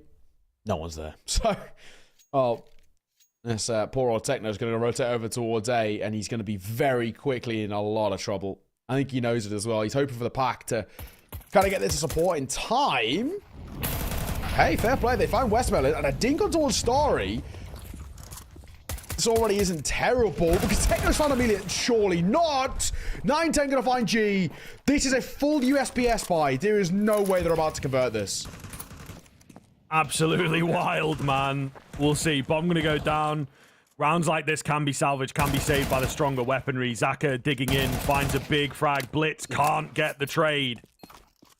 So Zaka might just have saved it, to be honest. They were the two healthiest, most dangerous players for sure. Zenio going to have to pop off here. They're not giving any peeks at all. Zaka, will go down. Starry finds the trade, left on 8 HP. It doesn't get much closer than that. A bit more HP on 9-10, and he probably gets another shot off. Goodness me, Lin Vision counting their lucky stars to have taken that 8th round. Actually, insane how close that round got, and it never should have. And the thing, even though the round doesn't get won out by the Mongols, they can take so many positives, because they now force Lin Vision into a full buy coming through. So rather than what this would be with, which is traditionally, you know, a half buy, kind of a bonus buy to come in, Lin Vision have to go for a full investment, and they don't actually bring a whole lot to the table. You got double Mac 10, double Glue, and an AK against what is a real comfortable buy of the Mongols. In this sort of round, normally you'd say kind of all the pressures on the shoulders of that side coming in with their first full buy, but it's actually not. If Lin Vision lose this, Mongols will find 7, but it'll break the economy, and it actually allows them to close that gap quite considerably. Mazzino jiggle peeking on the corner. He's been spotted. Going to try and stay alive as best he can. The Nate going to do his work to try and drop him, but he's in trouble. Not looking too good. Blitz holding for 1. 9-10. Oh, so blind goes down. Blitz with a great flash from camera, however, will regain the advantage. Bombs hit the deck. It puts a pause on everything, really. We'll see here. Really going to be a tough one for Lin Vision to find the control of this round once again. Big frag from G. Not afraid to take the fights right now. Absolute madness in some of these exchanges.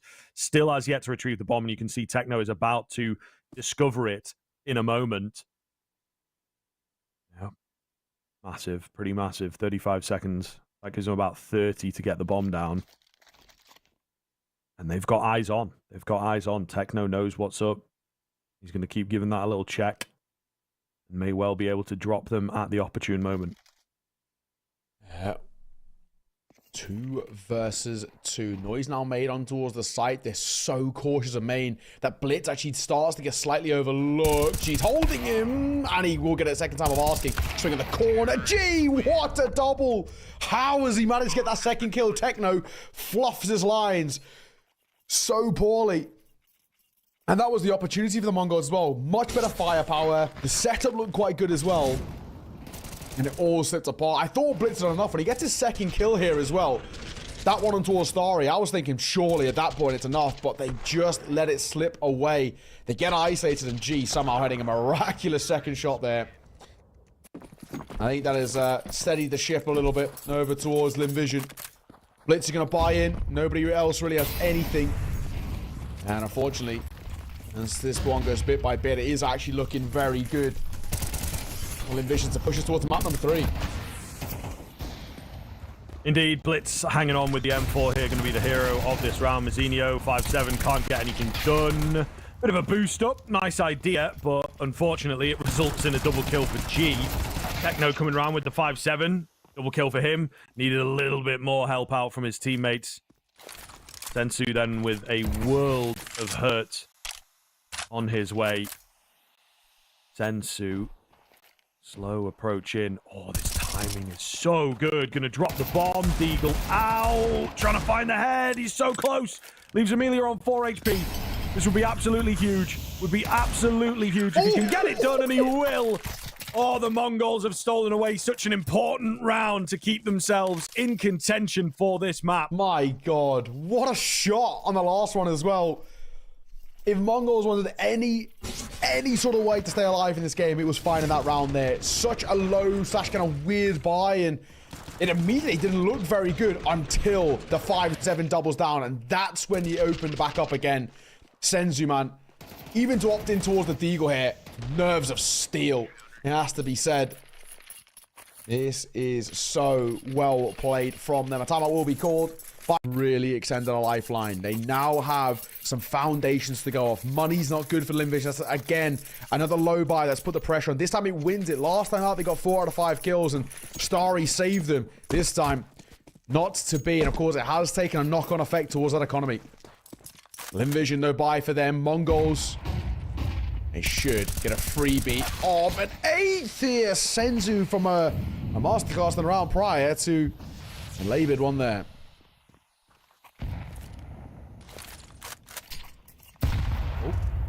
A bit of a flat nade. Might have been better if it went in a bit deeper, to be fair. But I think he was just trying to blow the smoke. Thinks that it's open. Oh, this is so weird. Techno. Oh my God. That's so beautiful. That is so beautiful for all 3. I thought surely 2, maybe a struggle for the 3rd, but finding them that fast and that clean. Woo. Alrighty. Yeah, it did start pretty poorly. Sensu made a meal of it, but thankfully, Techno doing what Techno does best. Lining them up. Headshots all around as well, just to have insult to injury. That's the 8th that you wanted to see out of the Mongols. It's a 1-round game. And even though that wasn't echoing towards the round prior, Limvision has still got 3 Galils to try and maneuver with here. Negative going towards the left-hand side. Sorry, taking a slight tag, but not giving up too much of a fight just yet. Blitz does stick around for a spam, but he's going to relinquish mid-control, give it up towards the T side. They will be met with Molotov. That's going to really hurt them a lot, actually. It will. Zaka dying to his own Molotov just to make things worse. Mazzinho, he's on the turn. Senju's not holding for him properly, and down he falls. Not looking good at all.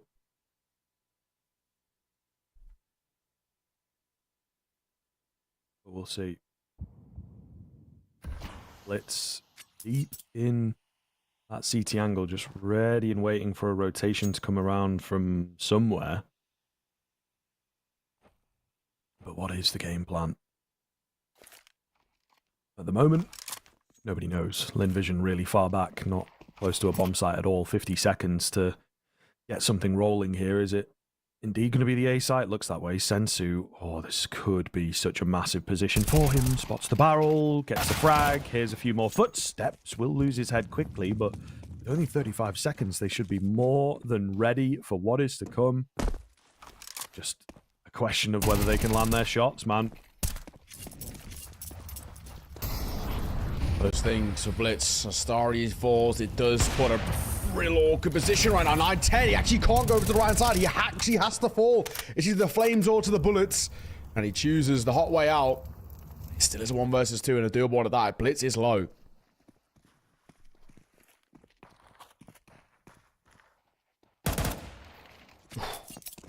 Lucky man. Very lucky man. The time will run out.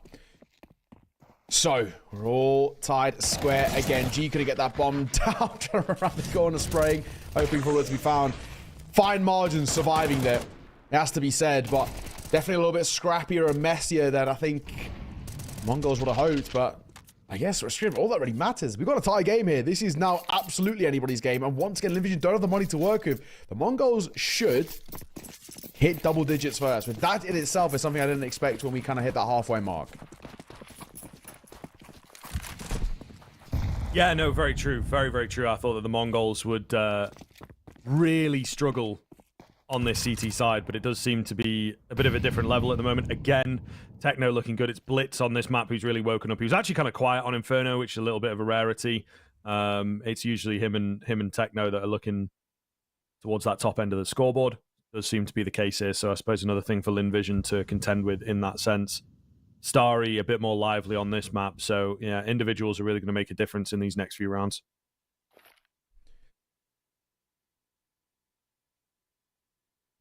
Playing close towards mid here. One rifle to speak of. The pistols. Senzu. Drop Molotov. There's one to split into him. We're going to drop an 8 behind it as well. Now actually he can swing forward. Senzu, nice, fine. Looking for more, and he doubles down. Surely job done. Enough already. A lot of damage dealt towards Zaka too, so this feels like it should be locking itself into play. Senzu's making this look easy. Looking for more as well. He'll find it. Give him the ace. Why not? Fortunately, the 5th is absolutely nowhere near. But he's done enough. That's the round, and that's Mongols finding double digits.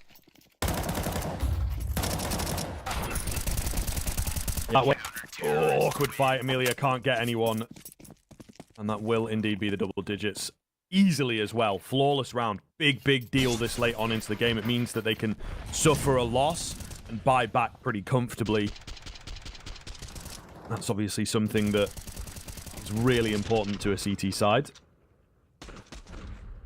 Sensu with a lovely round. He's looked pretty good for me. I know that you mentioned in that first game against New Happy, he really did struggle and is more of a recent addition to the Mongols side. A bit of a unknown name, maybe, if you're not super, super close, even with Mongolian Counter-Strike. You know, that's kind of one of the things that will affect them, is that the talent pool is shallower than the rest of Asia, for sure. Yes, yeah.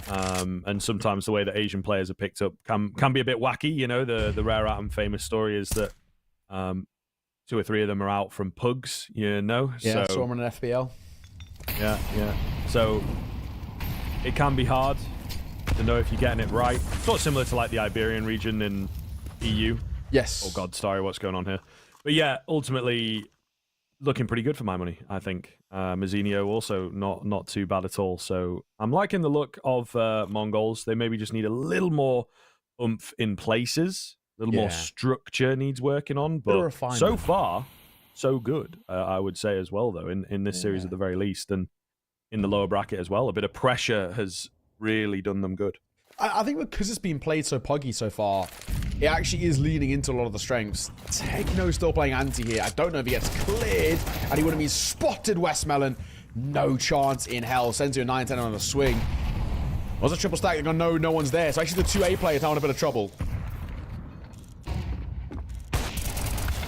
Yeah, it's going to be a bit weird over here, isn't it? Mazzinho does manage to trade one back. Second is massive, staying alive. And he is holding down an absolute beast for Mongols. Man. That is huge. That is huge. 11-9 now, and these past couple of rounds for the CT side have been pretty much perfect, which, like, it could not come at a better time. 16 years old, by the way. My God, he plays well above his ears. That's an insane way to isolate fights there as well. Dancing around Donut on the site. And finding 3, and he obviously probably could have got up the 4th as well if the AWP hadn't come in to seal it. That is so well played, so crisp coming out. And look how this game's changed now. We've gone from a landscape which is looking like Linvision with complete control. You know, it was the 4 out of the first 5 rounds going the way of the Mongols in that kind of first half. We were thinking, okay, that's a good start. And then it all fell apart. It wasn't a great end to that first half for them. They were really looking shaky. And I had the kind of the thought process in my head that we were guaranteed going towards Nuke. And now it's completely changed. The landscape looks so different.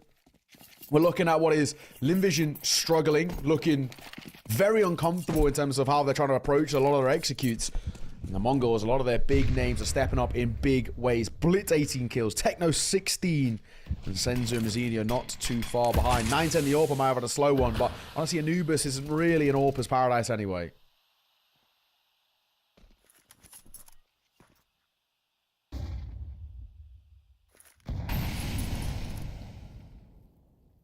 Starry boosted up, waiting for a peek into his crosshair. I don't think it's going to happen for him, unfortunately. They are not necessarily playing safe, but not taking any chances on the CT side. They understand the position that they are in right now. Pretty heavily bolstered A side. No pressure in towards mid, though. So this look from LVGCSG, I want to say is, you know, a bit risque. Let's take a contact in towards mid. There was a small window of opportunity. It may well have passed by now, and they feel naturally they have to get some utility out to make their presence known. They're also not going to follow up on it. Interesting. Very interesting. Trying to get a catch on the B players. I don't know if it's going to work out for them all that well. Sensu looking good. Does need the assistance in the end as he gets traded. But yeah, the Dark Hold is once again nigh on perfect. I don't know where it's come from, but the Mongols looking really, really good. And they are 1 round away from ESL Pro League.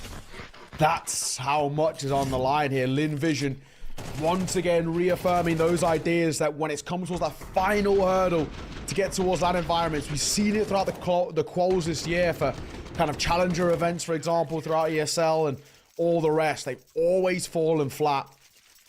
And unfortunately, it is a really, really dire position to be in for them. 12-9. We do have a brief tech pause, but we've been informed it only is a brief one. Just a minute before we get back underway.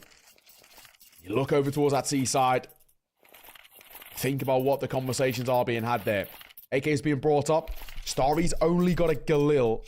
I do wonder whether maybe somebody swaps over with him. Maybe the likes of kind of a Westmelon or Amelia who haven't had as great a game. Surely you want your big name rifler on the better weapon. It's looking like, at least from the offset, that's a no. Zaka can go in towards an AK of his own, but he actually can opt for a Galil because he wants util. So a double Galil, double AK, 8 WP is what LVGCSG have got to wield here to try and keep their dreams alive of a Pro League spot. The Mongols 1 round away from a 2-0 in the series and meeting Tyloo tomorrow in a best of 5. What a story as well it would be for the Mongols, man. Been difficult since their run last year. Yeah, no, they have been dethroned a little bit. Really, really burst onto the scene as IHC. That entire team is not necessarily here, but all the same, the namesake that they have become and a legendary organization within the scene. It's been a rough road. It has. And this would be a really, really great kind of comeback story. And also a comeback story within the tournament itself, right? Knocked down in their first round of playoffs by New Happy. You'd maybe put them towards the bottom end of the playoff seeded teams. So that was quite the surprise. And since then, they've looked brilliant in the lower bracket. Needed a bit of a wake-up call and handily dealt with New Happy yesterday. So clearly they are a very different team at the end of the week. For sure. Than they were at the start of it. Oh, that's big spot. Can't find the head. Oh, God. Techno will be kicking himself that he didn't fully capitalize on that opportunity, man. That could have been the game there and then. They will have spotted the bomb. They will be ready for an A hit. Initially, oh, God, what is going on here? What is going on? A really weird call from LVGCSG, but it has worked, confusing the Mongols massively. 20 seconds, but there's nobody else left on B. Bomb plant should be easy enough. And honestly, they've got so much. They do have so much money. Maybe it is just worth going for this. Especially if they can find an early pick. 9-10 maybe has a look in, but I think it's more looking like they're just going to save it. That's unfortunate. It's a nice idea, but it falls apart very quickly. A really weird kind of one, but I think it all comes down to that attempt from Techno. If Techno finds that kill there, he's killed the bomb planter on ledge, or the bomb itself on ledge. Now it's dropped with, you know, shy of 30 seconds, a different story and scenario and all the rest. Man, it could have been a, yeah, it could have been a really close game. And Mazzinho had just held it in that smoke. It's a freebie on towards Starry, but when it comes down to it, doesn't make a difference. Now find ourselves 10-12. The Mongols still map series points, but LVGCSG staying alive by a slither. And of course on the other side too, much better firepower to speak with comparison, the double Glil to work with last round. Now they have the full AKs on deck, and of course, that AWP still in play. But like you mentioned, plenty of money still to work with over towards the Mongols. And before we head in towards what is the penultimate round of regulation, I'm going to call for attack timeout, have a little conversation. And here's where they can hope they can lock this one out. 18 kills apiece. The Techno Blitz and Senzu. Want to just see if they can lock this in their place. If they can. What a story it would be, like you mentioned. Timeout done. We're back underway. LVGCSGO doing everything they can to push this towards overtime. Not a long road, you know. It is certainly doable. There will be money available for the Mongols until the end of the game, or of course the end of regulation. Nice utility here from Blitz. Doesn't quite meet the mark. Starry has figured out how to get through that quite nicely, you know, finding big gaps. Oh, in the offensive utility, a push comes through from 910, costs him his life. And with Blitz being tagged so low, LVGCSGO have got a perfect start. This is what they want. And now you can see as well that the Mongols are going to group up a little bit and play as a pack for trades. It's probably the best way to go about this. Move is one, but as you can see, Senzu's about to be tested here, playing backside on towards B, and there's a lot of action about to come his way.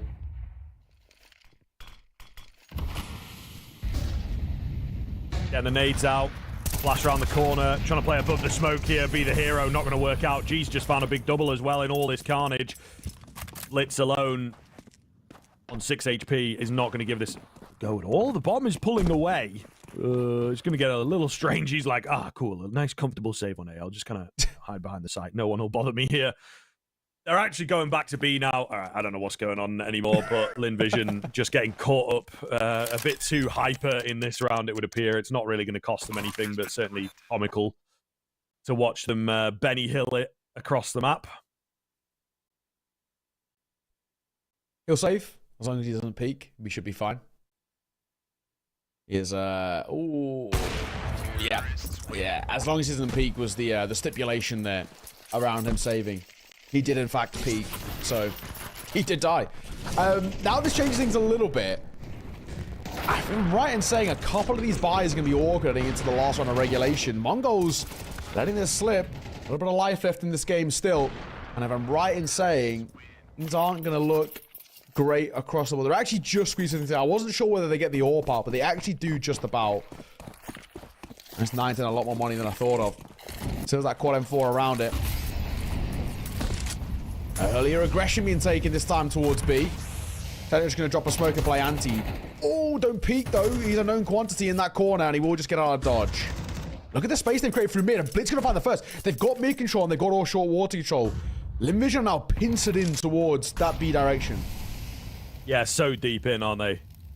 It can be a bit of a poison chalice from here, though. It feels like you've got so much control, but keeping a hold of it when there's all these different levels to deal with can be a challenge. Westmelon got his angles, got his trades, got his brain on. He knows what's up. So back down to a 4 versus 4, and now the HP becomes a bigger deal. However, LVGCSGO are going to use so much time in this round regaining space, checking angles, unsure of where to look. The next guy to deal with will be Mazzinho. I'm not sure I'm a big fan of his angle, to be honest, and neither is he. You can see he's on his toes, man, moving around an awful lot, not really committed in. They're going to try and get above him as well. Oh, God, what is going on? Amelia makes all the noise dropping down. 910's got to be so careful here.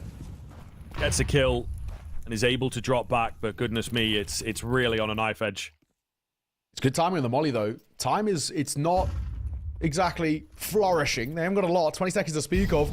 It still looks like they want to commit towards A. 2 players over in the direction of B. Going to try and isolate here. The AWP's in trouble. Westmelon will find him.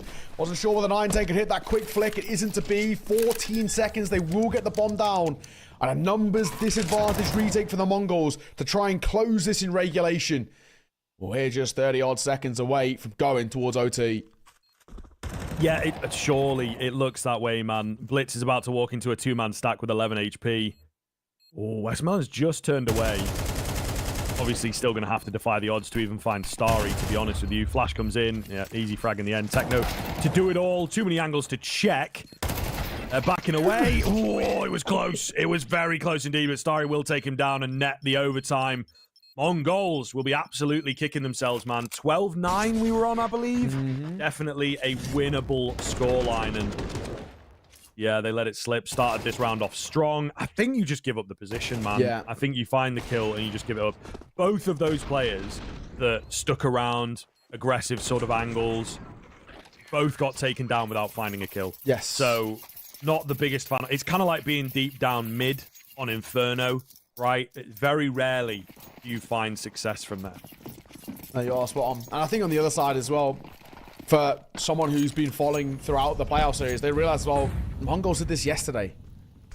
New happy on that Inferno when it went towards OT. It was a 12-9 lead for them. They let it slip. MongolZ have this debilitating factor about the team when they're so close to the finish line. They just take the foot off the gas a tad, and it's enough for teams to claw back the game. But credit to Envision, mental stability of this time, the fortitude of this team to get back into this.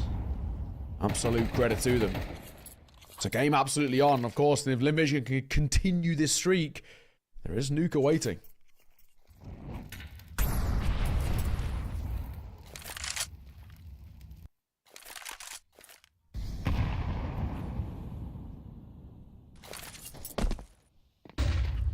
Flashing towards mid.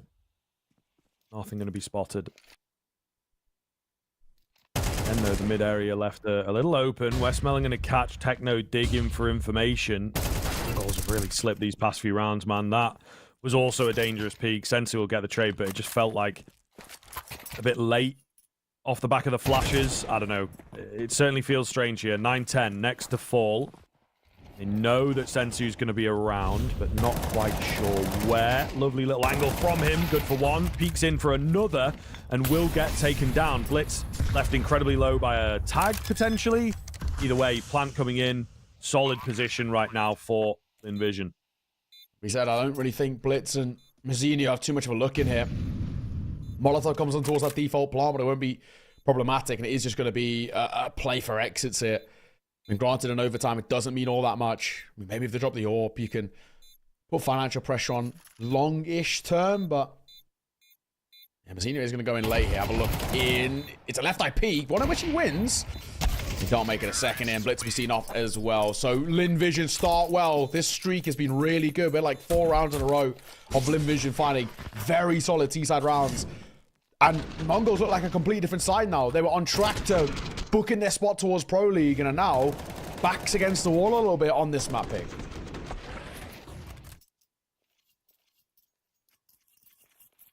Ah, man alive. Yeah, this is getting stressful. This is really getting stressful for the MongolZ. They've not found success in quite a long time, despite finding themselves in like decent game states. Just haven't been able to convert. Starry takes a little bit of a tag. G getting super aggressive. Blitz going to be the first to fall in towards middle, though. Starry has been running rampant over there. Takes out 9-10 as well. Oh, God, it's falling apart. It really is. Techno going to have to go huge. Mazzinho definitely needs to find this kill, and he can't. Not a single kill coming in for the MongolZ. They're going to need something to work with going into the second half of this overtime. Come on now. Yeah, it is really, really looking very uncomfortable at the moment. You know, if the MongolZ don't get at least one round here on CT, you know, I think it's safe to say that map 3 is absolutely looming. Again, you got to say credit to Linvision, but what happened on the other side was the MongolZ. All down to this. Techno's only got a FAMAS.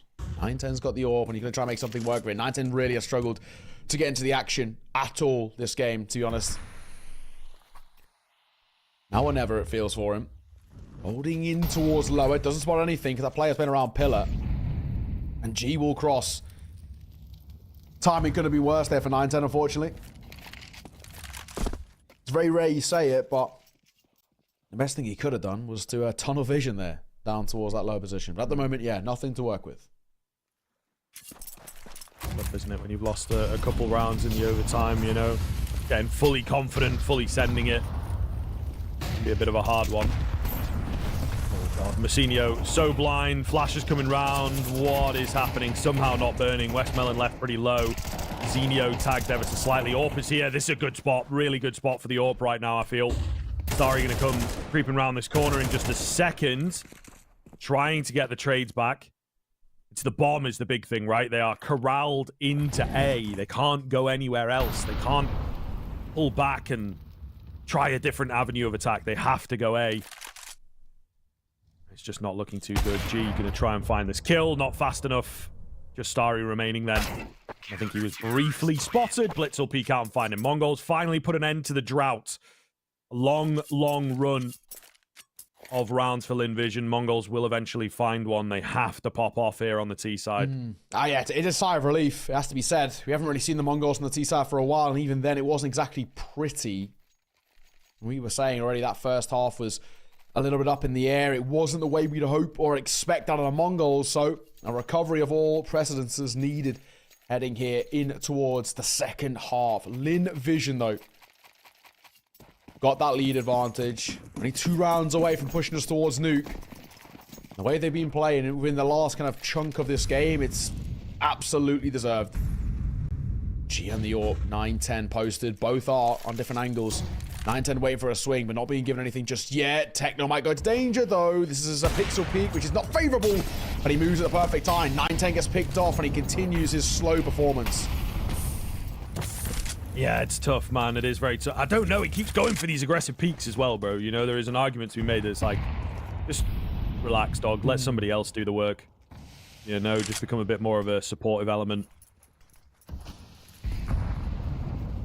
Really not a great look. Blitz going to try an entry in here. Swings round. Gets Zaka. Can't find the second. And Amelia going to take the head. Looking good. The A hit absolutely thwarted. What a flick from G. And here we go, 15-13. MongolZ got to get 2 in a row. Linvision are indeed doing it. My, oh my, how the MongolZ let this slip. Yeah, 9-10. I think it's one of those situations, you know, I don't know if it's going to beat a man while he's down, but in terms of the comparison between the two, G is such a smart AWP. He picks every single fight perfectly. 9-10, every single fight he's been taking is disadvantaged. It's just not looking good for him at all. Continuously being caught off guard. Your AWP is also meant to be one of your best support util players, and even then, it's not been looking all that great for him. He's in a rough spot. I can really knock his mentor. Nuke's such an important AWP map as well. Senzu going to drop Molotov, going to try and take Hieroglyph's control here. Starry going to reply with a nade. Entry on towards the side. Starry for 1, make that 2. Looking for a triple as well, but Senzu will answer back. Not at all. Bomb plan going to come down here. The bomb site instead seems to have worked for MongolZ. Can they hold on, though? G on the AWP will be a little awkward, but he's been fragging. I'm sure he's absolutely confident. Amelia, meanwhile, with that AK, going to have to probably an initial frag to get this kicked off. Nice Molotov. Buys some time, but also gives a bit of space in a way to get that CT utility down. Oh, another Molotov, though. Not going to be easy to work their way in here. Not a lot of time at all for the Linvision boys. Just play that clock. Should be doable from here. Oh my goodness, you're joking. Nobody on the bomb. Blitz can't get them off, and I think they've actually done it. Oh, it's so close, but they have. That is unbelievable, man. MongolZ, I mean, that's got to sum it up, you know. A winnable position in regulation, winnable position in that final round as well, and they just could not convert the game.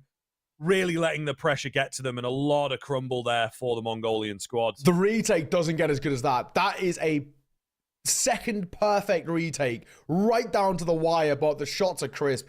For the MongolZ, it could not have been any worse. I think that last span of kind of, the, you know, 10-ish rounds with overtime included was so poor for the MongolZ.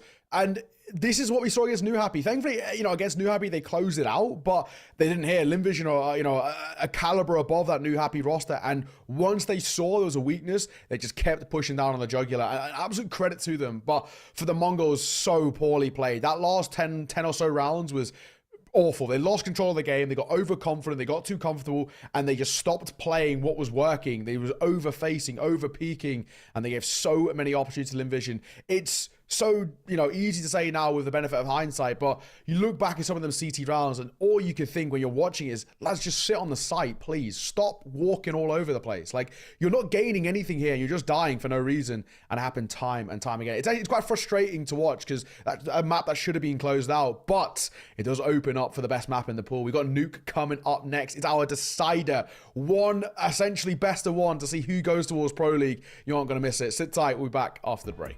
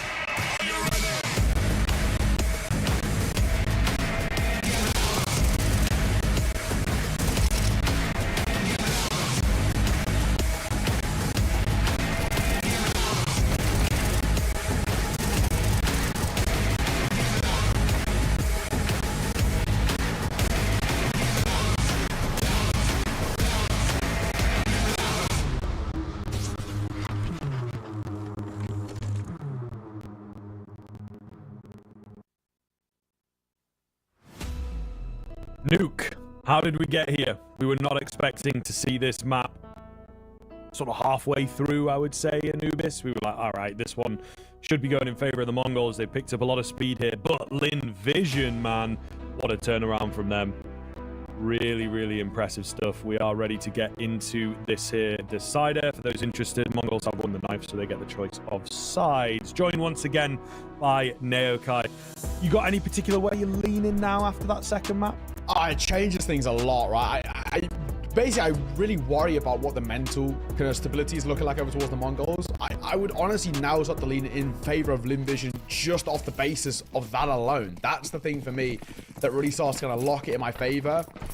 I think if I'm going to make a decision here, I would actually go in favor of Lin Vision. I feel like their confidence is probably at a bit of an all-time high, clawing that back, especially being on the brink of defeat. But a triple entry towards the Mongols is about, it's a flawless pistol round in a matter of moments. So maybe I spoke a little soon. But I don't think you could have predicted that one. Don't worry about it. No, I think for me, the thing that worries me is we've seen this Mongol side play Nuke in the past. It's not exactly been all that positive of a map for them. They played it, what, 5 times in the last few months. Only won 1 of them, and that was against New Happy. It's not exactly a great map. I mean, I think 3 out of those 5 losses are to Tai Lu. But all things considered, Lin Vision have a little bit more experience, a little bit better of a percentage on their side. So the numbers sit with them, and then also you got the confidence side too. It's just whether really you see anything out of the Mongols in terms of a mental reset. A force as well from Lin Vision. Interesting. Very interesting. Key side of Nuke. Oi, that's a lot of damage from Blitz. He's not going to know about it. Oh, how did he not find the kill? What the heck? Craziness. Speaking of craziness up top, Amelia trying to catch a player down below. It will pay off in the end as 9-10 gets traded fast. Mazzinho is here, though. So quick into the rafters. Or being spammed. Oh, my God. That's comical for sure. But maybe has put Mazzinho under pressure that he didn't really want. What is going on, man? This guy has not stopped moving for about 30 seconds. Absolutely crazy. Mongols win it once again, though. That was a wacky one, to say the least.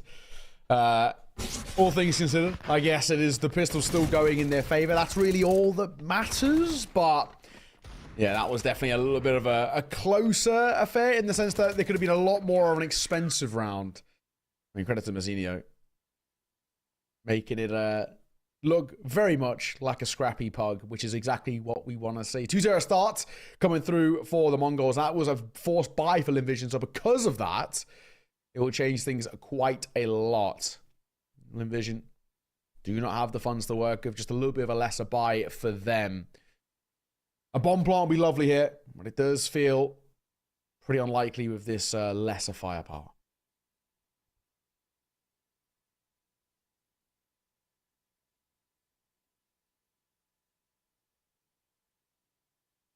Very quiet round here. The Deagle of Zaka, the Deagle of Starry, both together outside. I kind of like the idea, you know, get them together so they can do the damages. I don't know that it's necessarily going to happen. There's not really too much outside presence from the CT side. So some very, very, very, very, very, very long-range fights have to come in, and yeah, that doesn't really speak to them so well. First frag onto Zaka. Should begin to get this round rolling for the Mongols. You'd hope. 5 seconds. Gonna make a pop coming through this single door. Techno. Waiting. Tucking towards ult vent. As the support as well, here comes the flash. Techno will try and deny them going down vent here. One has gone down with the bomb. At the very least, the bomb point should come through here, and it will. So that's all that you're looking towards if you'll envision this sort of round. I don't think they're going to find all too much around it. And that'll exactly be the case. But like we said, all they're looking for in a low buy round like this is a bomb punch. Gives a little bit of extra money in the back pockets. Allows for a couple of extra bits of util around that belt heading in towards their next full buy. So it's the silver lining in what is, in essence, a throwaway round. There's a 3-0 start for the Mongols. On the CT side, not looking too shabby at all.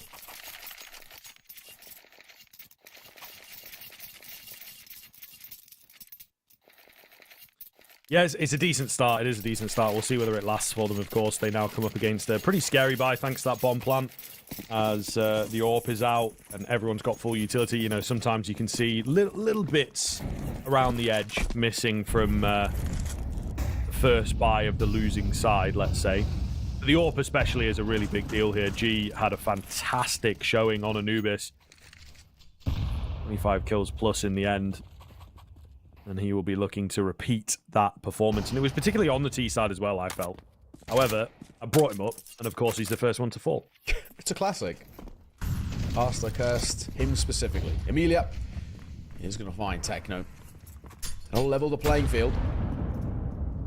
He does come through, but Amelia's still got good spacing to work with. Look at the wrap from Senzu, however. Lobby Crunch should get a freebie. I don't think Amelia's ever going to expect someone to come behind them. And they fall. Senzu brings the numbers back in favor of the Mongols. This could be good here. Smoke in front of double doors. A good timing as well. Needs to be careful. A single! Mazina's surely in trouble. How is he still alive? Well, it's not for much longer. Pretty good look here to get that bomb down at the very least. Let's see then. First retake for Mongols. How is it going to look? Senzu had an idea with the Molotov, but actually called it off. I quite liked the look of that, but we'll see what plans they have for it. He drops it across to Blitz, who has different ideas. Going to get it in towards Dark. That does push Westmelon into an awkward kind of spot here.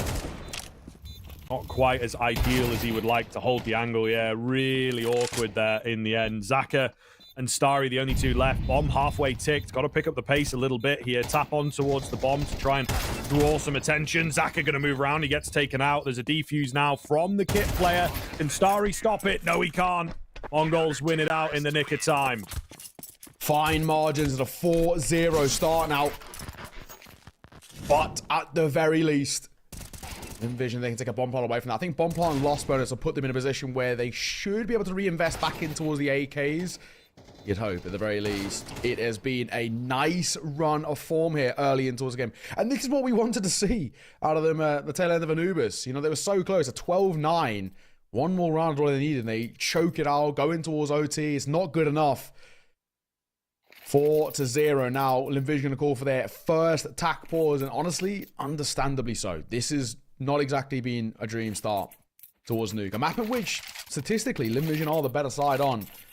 It's not showing. Mongols look a little bit scarier, but it's not always the case. You also got to take into account as well, this is the CT side of Nuke, one of the most CT sided maps in the pool. Quite a long margin. So Limvish is not worrying signs. If they can get to like 4 or 5 rounds on the T side, I still don't think it's actually that bad. Yeah, it would be pretty good. It just feels in the early stages, obviously the Mongols run out the pistol and they seem a bit angrier, you know, there's a bit more energy to them. Obviously the loss there on Anubis has spurred them forwards in a positive way rather than getting dejected and checking out, arguing with each other or whatever. They've taken it in their stride quite well and gotten off to a very good start here. So well played, well bounced back. It is, as you say, just a case of how long it continues. Well, if your name is Blitz, it's going to never end. Big double kill from him to kick off this round number 5. Already. Little bit of space worked with outside. 9-10 expecting and finding. Very proactive AWP at times, 9-10. It's also his downfall in a lot of occasions. We saw around towards Anubis, but nicely done there. Pretty confirms the numbers in their favor. On Amelia, the smoke hits him. And then no, 9-10 gonna find another. Westman will fall. Amelia surely no chance in a 1v4. Maybe a bomb plant, but anything more seems like out of reach.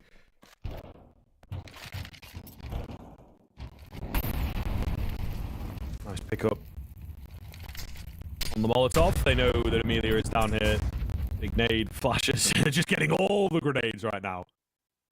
We're trying to find anything here. Not going to happen. Get sideswiped. And the streak continues. Been very good. Only losing one player, man. Yeah, Limvision really struggling to make a mark at the moment. It's very one-sided in the rounds themselves in a lot of cases too. The primary example. And you know, that's the 9-10 we wanted to see towards Anubis. That's how you're meant to be playing it. Kind of as the AWP. Getting into a lot of those fights, dancing between angles. When you're a Heaven player, you've got to do a lot of good work towards outside, but also You know, single door is such a vulnerability in a lot of cases. They pop out towards A through single door. It can lock off main. It can lock off those rotations coming through from outside. You're in a lot of trouble. Also, like we just saw there, if you can drop someone going down vent, if they had gone for a 2v4 down towards vent, they could have got a very easy bomb plant there. And then in 2v4s, it's not the most impossible post plant to play. 5-0 start. Only one team in it right now, LVGCSGO, making this look plain and simple as it comes. LVGCSGO going to call for another timeout. And you can understand why. It's not the greatest scenario for them. There's a world we can talk of as well. If the Mongols can push this to, like, well, they find this round, for example, it's a 6-0 start. If there's no bomb plot, money is so poor for LVGCSGO that they can't really even force buy in. That's look like 6-7-0 start. If we get like a 7-0 start, it starts to actually look immediately unrecoverable. Yeah, that's true. It is getting pretty scary here, and they are coming across a bit desperate. They've lost a player early on once again. Blitz is just running rampant outside in the past few rounds, but not the best of buys. You know, they're clutching at straws, aren't they? They really are. And when they continue to lose opening pickups like this, it's just going to get harder and harder and worse. Sensu close to the action. But not going all the way in. Just checking around the edge of that smoke. Make sure there's nobody getting a bit funky over there. So, decent info gather. Amelia, meanwhile, up top.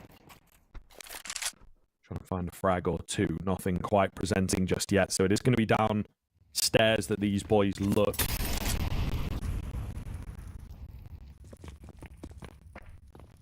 Got a bit of space at the very least.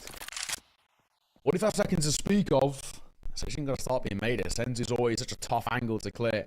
It's a left eye peek for the T side swinging. Of course, the other side, they are the ones swinging. This is CS2 after all. Westman's going to show exactly why. That's why. Sensu a fall.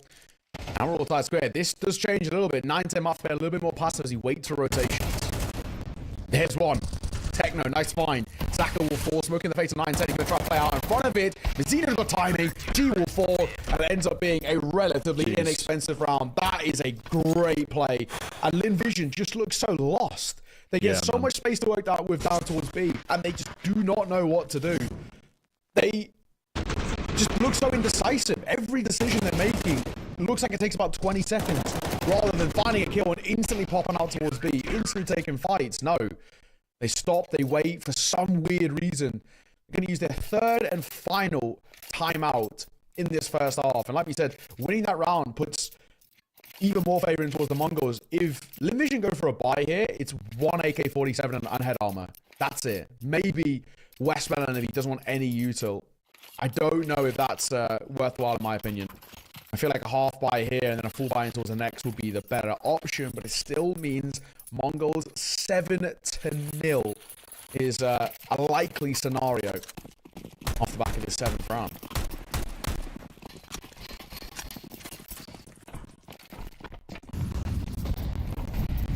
It's a real scary look, man. It is a real scary look. Quick round coming in, going to try and get down the vent. Easier said than done, though. And Blitz just keeps on racking up these multi-frag openers, man. Bombs dropped in the vent. Techno unsure if anyone's... got him down below. Checks the wrong angle. Nearly finds the kill, though, on the spin around. Jeez. Starry makes a meal out of it. Yeah, just everything feels so off for LVGCSGO at the moment. A bridge too far on Nuke. Weird as well. This is actually not a bad map for LVGCSGO. It's one they've played internationally as well. It didn't look too bad. It's EU opposition against, you know, no offense to the Mongols, but better teams than the Mongols. They looked like they could hold their own.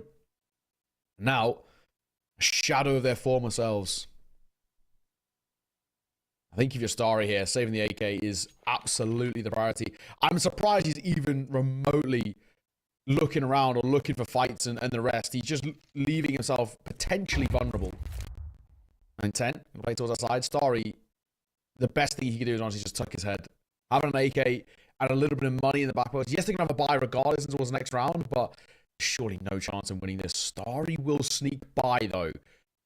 Does 9-10, the spidey senses start tingling at any point? Yes, but too little, too late.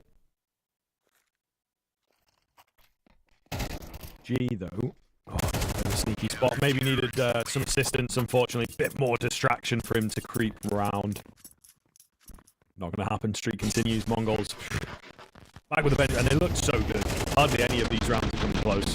You know, really, really great. It's just almost impossible to deal with.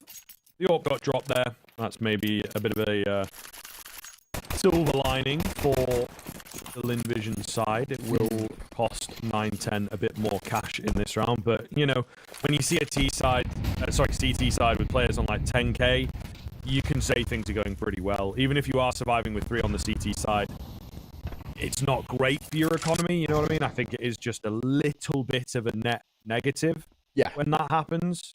So if you're surviving with 4 or 5 every round, you're going to be making money, and that's exactly what they're doing here. So very, very dominant rounds.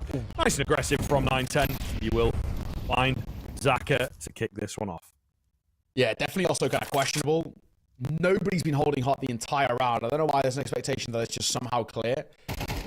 Lobby crunches and CT aggression is something that Mongols have already pulled off throughout this game. 9-10, man. This proactive AWPing style is doing wonders. Finds a second. There's a double stack coming through into a Seeker as well. While Starry is trained on the angle, I can't see him finding more than one, surely. Molotov could be problematic. It will. Nice little double nade setup. Mazzinho surely goes unchecked. I don't think they expect a second through here. So because of that alone, we'll find one. Techno traded. It is still a little bit of a fight to be had here, but still in favor of the Mongols. Ooh. Alrighty. 2-on-2. Looking good here. Sensu back of the silo is going to be a big moment. Clean headshot round the corner, but Westmelon spins around to find him. What in God's name? That is just mind-blowing from Westmelon to give LinVision there first. Oh man, the Mongols just get caught over facing. That is brutally punishing. Westmelon, fair play. So well done. That being said, this one does change a little bit now as well, in the sense that LinVision maybe could spiral to a little bit of a saving grace at the tail end of this half. If they can, like, you know, at a 7-0 start, all I'm really asking is kind of minimum 3. They can get 3-4 rounds. I'll take some positives, at the very least.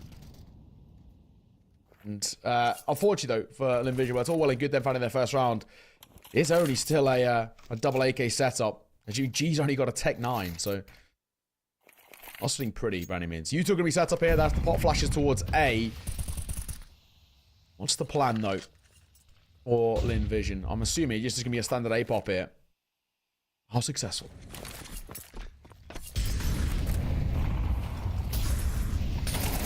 A lot of damage here in towards the initial hit. First kill onto Zaka. Flashes are still pretty good, but they're just unable to get out fast enough to capitalize down towards ramp. They will go 9-10, spots an awful lot, lands a leg. It's a bait play, though, and Mazzinho is going to perfectly execute the bait and switch. G all alone, isolated from the rest of the team, can't find the trades, right? It's been reset, and he's got 5 to find. Absolutely no chance.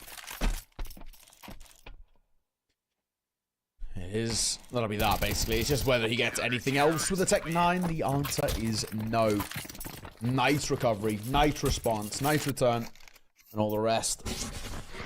For the Mongols, back to a kind of a plain sailing there. They go for a standard A-pop. They try and do something to kind of open the door for a conversation, but it's just simply put not good enough. And once again, the prowess being shown here, 8-1 scoreline. I think we're already starting to very much get to the point of saying this is feeling like game, set, and match here. If the Mongols get anywhere close to double digits, all it takes is a pistol round, and they more or less won out the map. That's how dominant it's looking right now.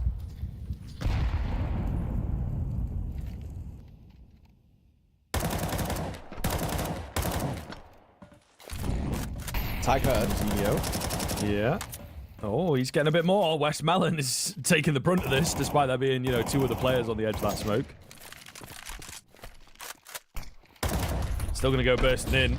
Mazzinho, a little panicked, but confident to stick around. Of course they are with the way the rounds have been going. Confidence may as well be A downfall here. Blitz. He could have let them run past, you know.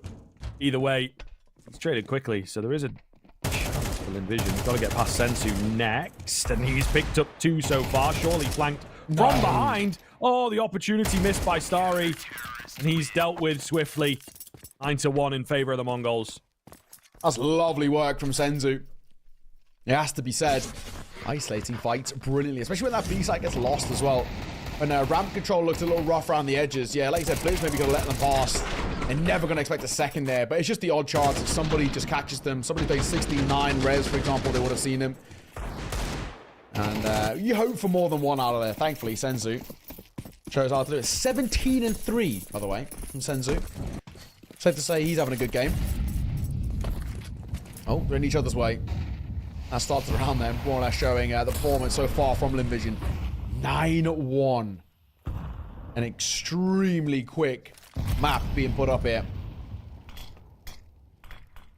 Things could continue. If this buy goes south, they once again could be in trouble. They could have very little to work with in toward the tail end. Oh, Blitz is not being checked. 9-10 for 1. Misses the chance of the second. But it still is looking good. Ooh, maybe not.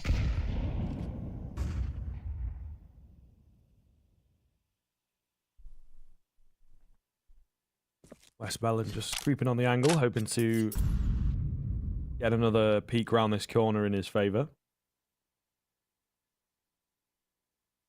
Minute left on the clock, so they have plenty of time to work with. Still got the bomb. Not around, so it could potentially creep down secret. Depends on what Sensu wants to do here. He is moving down below and having a little look. Yeah, there you go. He's going to spot them. Decent timing. Takes some damage with him. So they'll be acutely aware that there's going to be presence down on B. Mazzinho's on the site itself.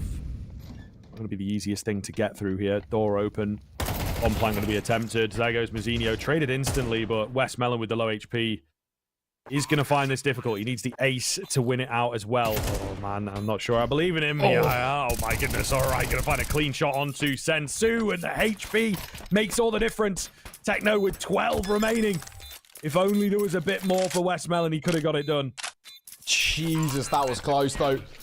Even Westmelon's spray looked very laboured, but it still locked itself back in towards what is just being the story as age old as time. A one-sided affair. Another round goes in favor. Heading into the final round of the half, it's a 10-1 scoreline.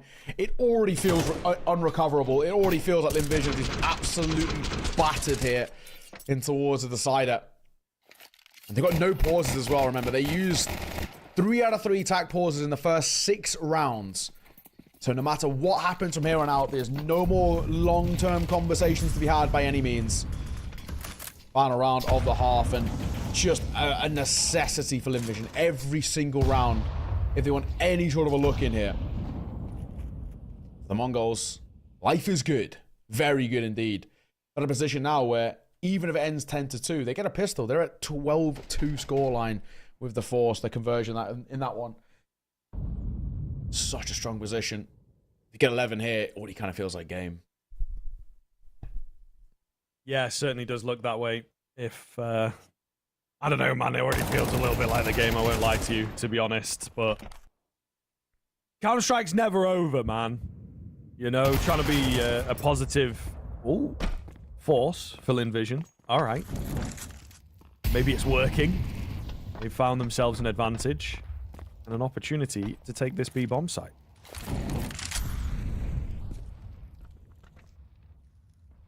All right. P4, Mongols. Retake, called a bomb. Rifles in the retake as well, which is a positive sign. Hitting out the smoke here, or not even waiting. Blitz just going to spam and hope to find something. 2 players are coming. Lock eyes in his position. He's not finding anything close to that smoke. He's hoping, expecting somebody to be there. Vision happy to play further back. Up shot from G's. Good. 2v4, surely close now. Surely. Unless Blitz has something to say about this. Anyway. Okay. Lovely. Really, really nice from Envision in the end. I feel like the 10-2 is still not going to be enough to work with, but time going to tell. We're going to take a break and see if Envision can turn this one around on the CT side.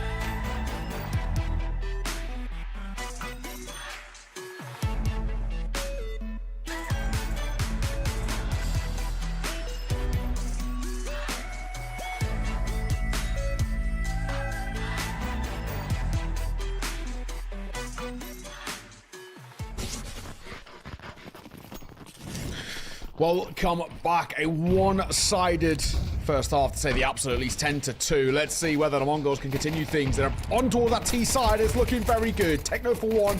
G will answer back, but the pistol looking so good. And it's looking like it might be lights out for LVGCSGO very quickly in towards this second half. Mongols on track for an 11th. Yeah, destruction to begin the first half. Destruction to begin this one as well. Amelia going to give it the best try here, but it's not going to come off, is it? Eventually dealt with. 11-2.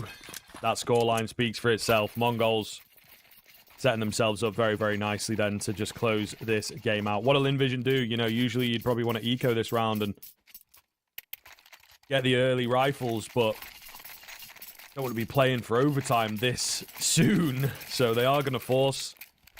try and battle for survival here. 11-2. Yeah, I mean, honestly, at this point, they've got nothing left to lose if you're LVGCSGO. You either eco for OT, or you're forced to try and kickstart something. It's a pick your poison type scenario, and Techno with a P90, my king, flying out. We'll get one for him before he's traded. The MP9 not good enough because the Mac 10's holding A and D all the way around on the swing. But there's a 2 versus 2 here. Not exactly a flourishing position. Blitz with the bomb in hand. Will make his way down towards B. Baco trying to catch the lurk. Not going to happen for him. Nice shot from G. 1v1. Scout and a Deagle coming down the vent. In towards Blitz. Oh, this is it for all the marbles, man. Can G find the heady? No, he can't. Blitz takes him out. 12 on the board. 10 in a row for LVGCSGO to take us to overtime. But of course, 10 opportunities for Mongols to secure the series and their spot in the grand final. And of course, Pro League. All that it takes. Now, we've seen the Mongols in a map and series point position before. 12-9 on Anubis, and they let that one slip, losing 16-13. This one, however, feels considerably different. I won't say why, but all I'll say is it just feels different. 12-2 is where we're at. LVGCSGO. Famas double MP9, Deagle, and a 5-7. Is it enough for them to stay alive in the map, in the series, and, well, in Pro League contention? On 1:30 to find out.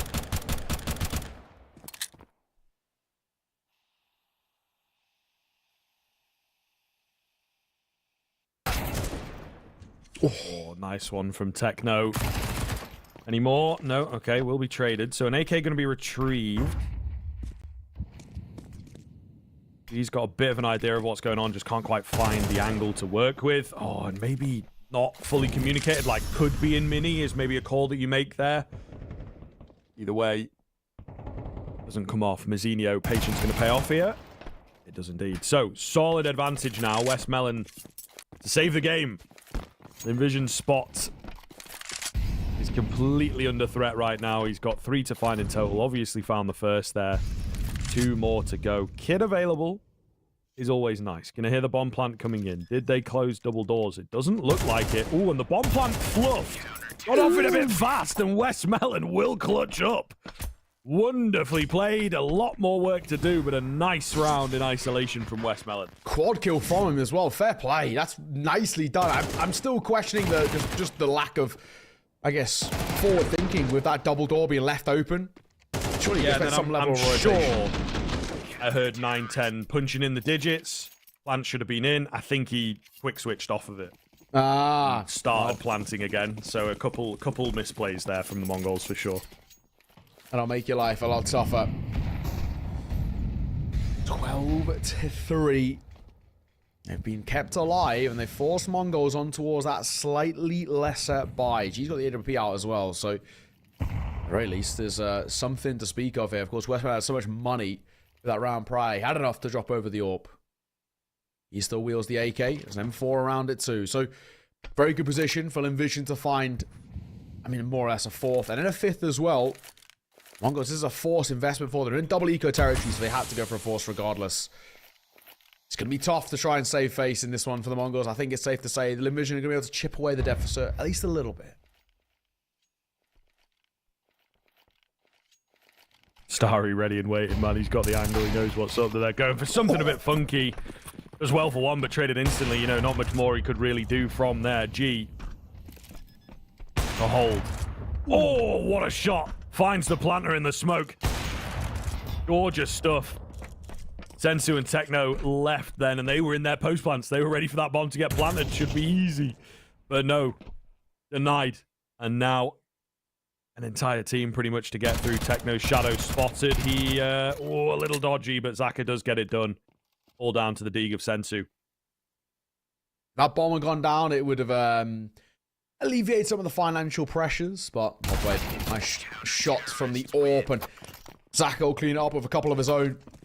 Bit of a G masterclass there. He really has been, of the two, kind of the better AWP in the server. No two ways about it. Unfortunately, someone drop out. Hopefully, we can get them back in. But yeah, and G he's continued to be impressive. Even, you know, this map has not been great, but every time you see G on the AWP, you're always expecting fireworks. You know, he's been a little quiet, but honestly, basically everybody has bar Westmelon in towards Nuke. We have lost one, so hopefully the MongolZ get back in as soon as the 12-4 scoreline. They don't really have any money to work with, so it's going to be an eco for them heading in towards the next. That'll give LVGCSGO a 5th. I'm not even going to remotely start to make the conversation of it being doable, but it does at least start some level of a conversation, right? We've got LVGCSGO putting a couple of rounds on the board, getting a bit of confidence to speak of. It's not the worst kind of scenario ever, but it still is a lot more to be needed before we even remotely get to a point of being happy. But at least for now, we'll see. I think we're just waiting for young Mazzinho to get back into the server.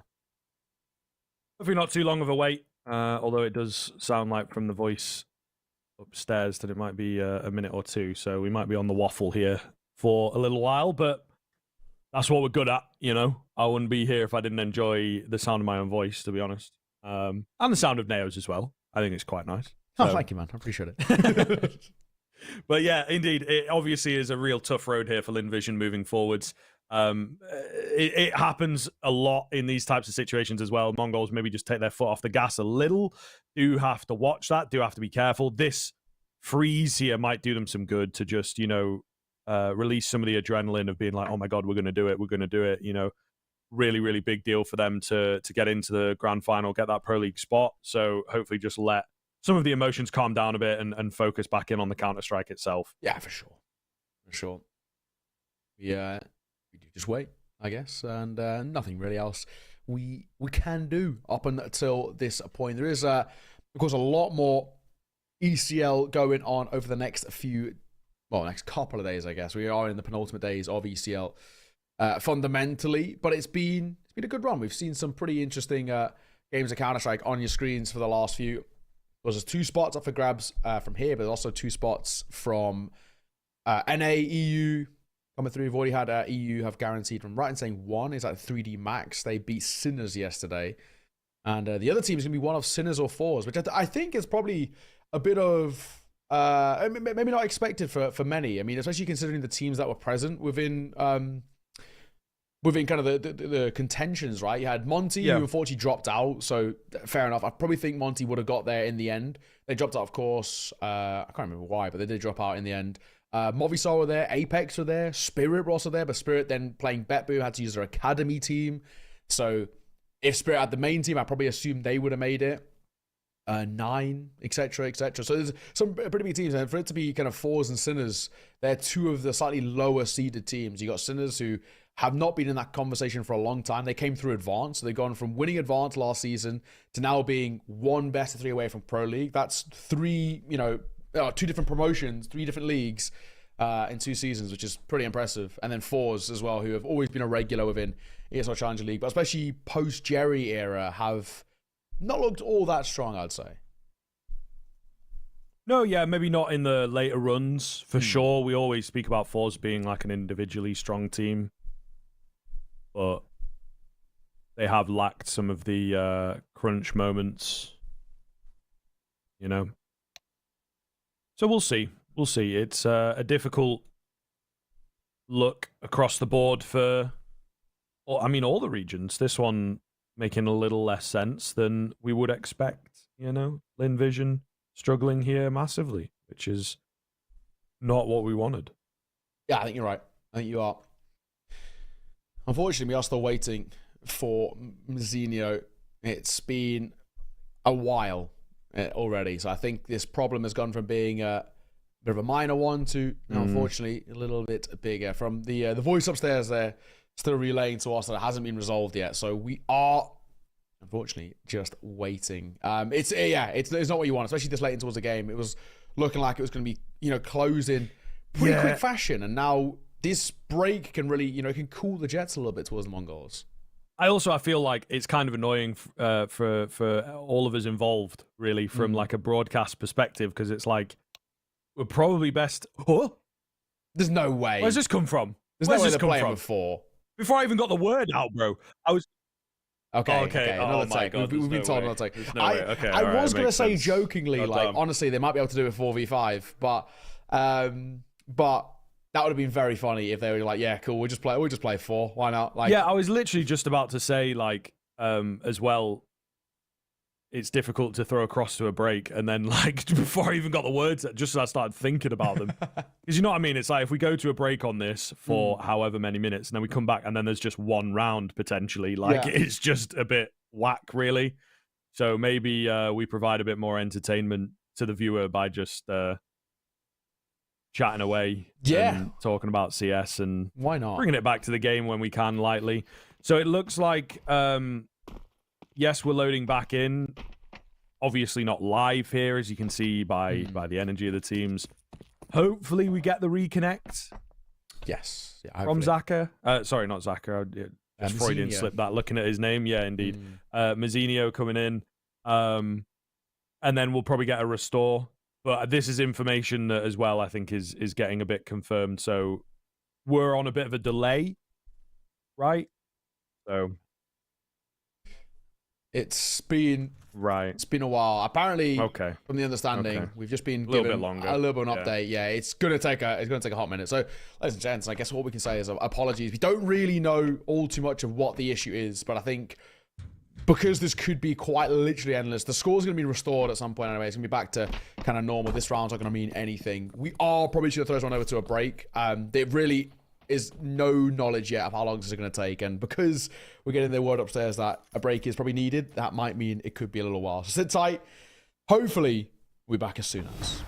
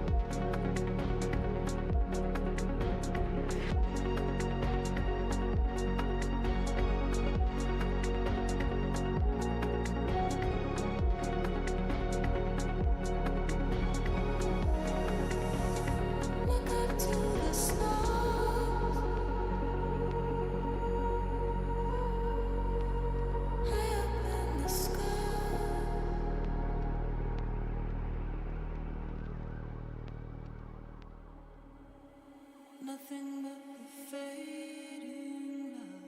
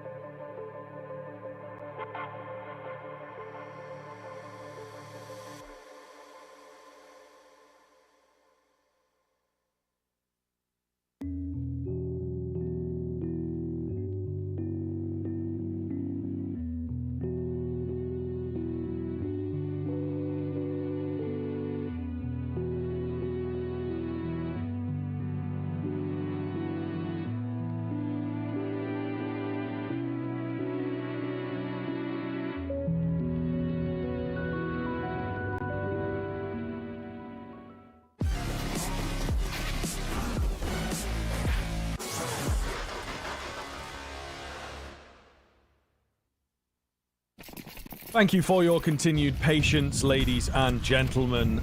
We are back into the action after figuring out the issue, getting the reset, getting the restore. And it does seem like we will have the game extended a little bit at least. It's not all completely in vain. There is, of course, a hard eco here from the Mongols. So we do not expect them to take the victory here. However, wait a minute. Wait a minute. 3 kills. Hang on a second, fella. Coming in out of nowhere. What a way to end it this would be. 910's got 2 to get through, though, and, you know, no armor to do it. Really difficult angle here. On towards ramp. Surely traded. He is indeed, but that is way too close for comfort. Honestly, that should never have come that close. Man, that was so close. Even the fact that he checks on towards box there at ramp that's fair play. That's a lot closer than it should have been. LVGCSGO at the very least, they're going to escape another scare, but this whole map has been scary to watch if you're a LVGCSGO fan, to say the least. Back into a bite, thankfully both ways as well. It hasn't shattered the economy of LVGCSGO at the very least. G's got the AWP. There isn't no AWP on the other side for the Mongols to work with, but I think they're probably more than happy to wield the rifles there. Of course, we've got Mazinho back in the server, which is good to see. He did have those tech issues. So far, so good. D's going to come towards Garage, and I'm just going to limit a lot of what Starry can do. The nade will tag up Blitz quite low. Gives him a lot of room. He can split in towards main. He can make his way around that split towards credit. This is good work, and he's going to find one towards our side. That's good on his own. He can careful of the AWP, and he will get picked off. G reclaims some space there. But he goes up towards A, and the bomb's heading towards B. We'll see here. G maybe going to look for a peek towards Hell. No, I guess not. Dropping away, actually, more of an outside holder. Contact ramp move here from Mongols. Certainly an interesting one. They've obviously got plenty of rounds to work with, and if it works, it works. So far, looking good. Westmelon's probably going to have a nasty surprise around this corner in just a sec. Yeah, loses his head. Not expecting a fight that early at all. Plant will come through. A disadvantage that LVGCSGO have now got has to turn into the victory. Has to be snatched from the jaws of defeat here. Not looking good, if you ask me, but backed into a corner is often where the bear can be most dangerous. We'll see what happens. 4 versus 3. Hits available. Time ticking away, though. Not all the positions known. Awkward one from Techno. However, only 2 now remaining. 910 ripping the heads clean off. G all alone. Not a lot of time for him to work with. Just play around that bomb, boys. Should be able to get it done. Spray down doesn't land. There's not going to be any time. He couldn't find the bomb either. We may well have been close. Yeah, look how close that is. He just could not find the bomb in time. And that will do it. 13-5 in favor of the Mongols. So solid from them on Nuke. Really not what we were expecting on that third map at all, but they have performed incredibly well to take that lower bracket final spot. Yeah, and of course, booked their spot in towards Pro League as well. Absolutely deserved coming through for the Mongols. We get to see the boys back on that Maltese soil as well, and actually deservedly so. I mean, that lower bracket run was really impressive.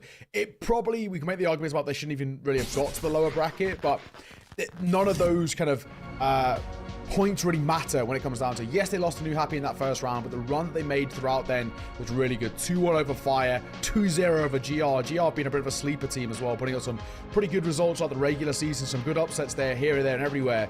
2-0 New Happy in the rematch, and then of course 2-1 of that lower bracket final. That now sets up an X-Cyclone, of course now known as Tai Lu, versus Mongols best of 5 grand final tomorrow. It's for all the marbles, but none of the pressure. Both sides have locked themselves spots in towards Pro Leagues, and honestly, it's really sick to see. But again, you know, something that I mentioned at the start of the show, Scriv, that LVGCSGO land curse continues. This side so often fall at the final hurdle just before qualifying to land, and at some point they've got to make conversations about maybe a change or something happening, because it can't keep running. They're a good team. They're a very good team. They've got some of the right pieces, but something has to give, because it's coming to a point now where when you're a team of LVGCSGO's caliber, especially the names, they've got to be playing on a LAN environment, especially with the opportunities they're now getting.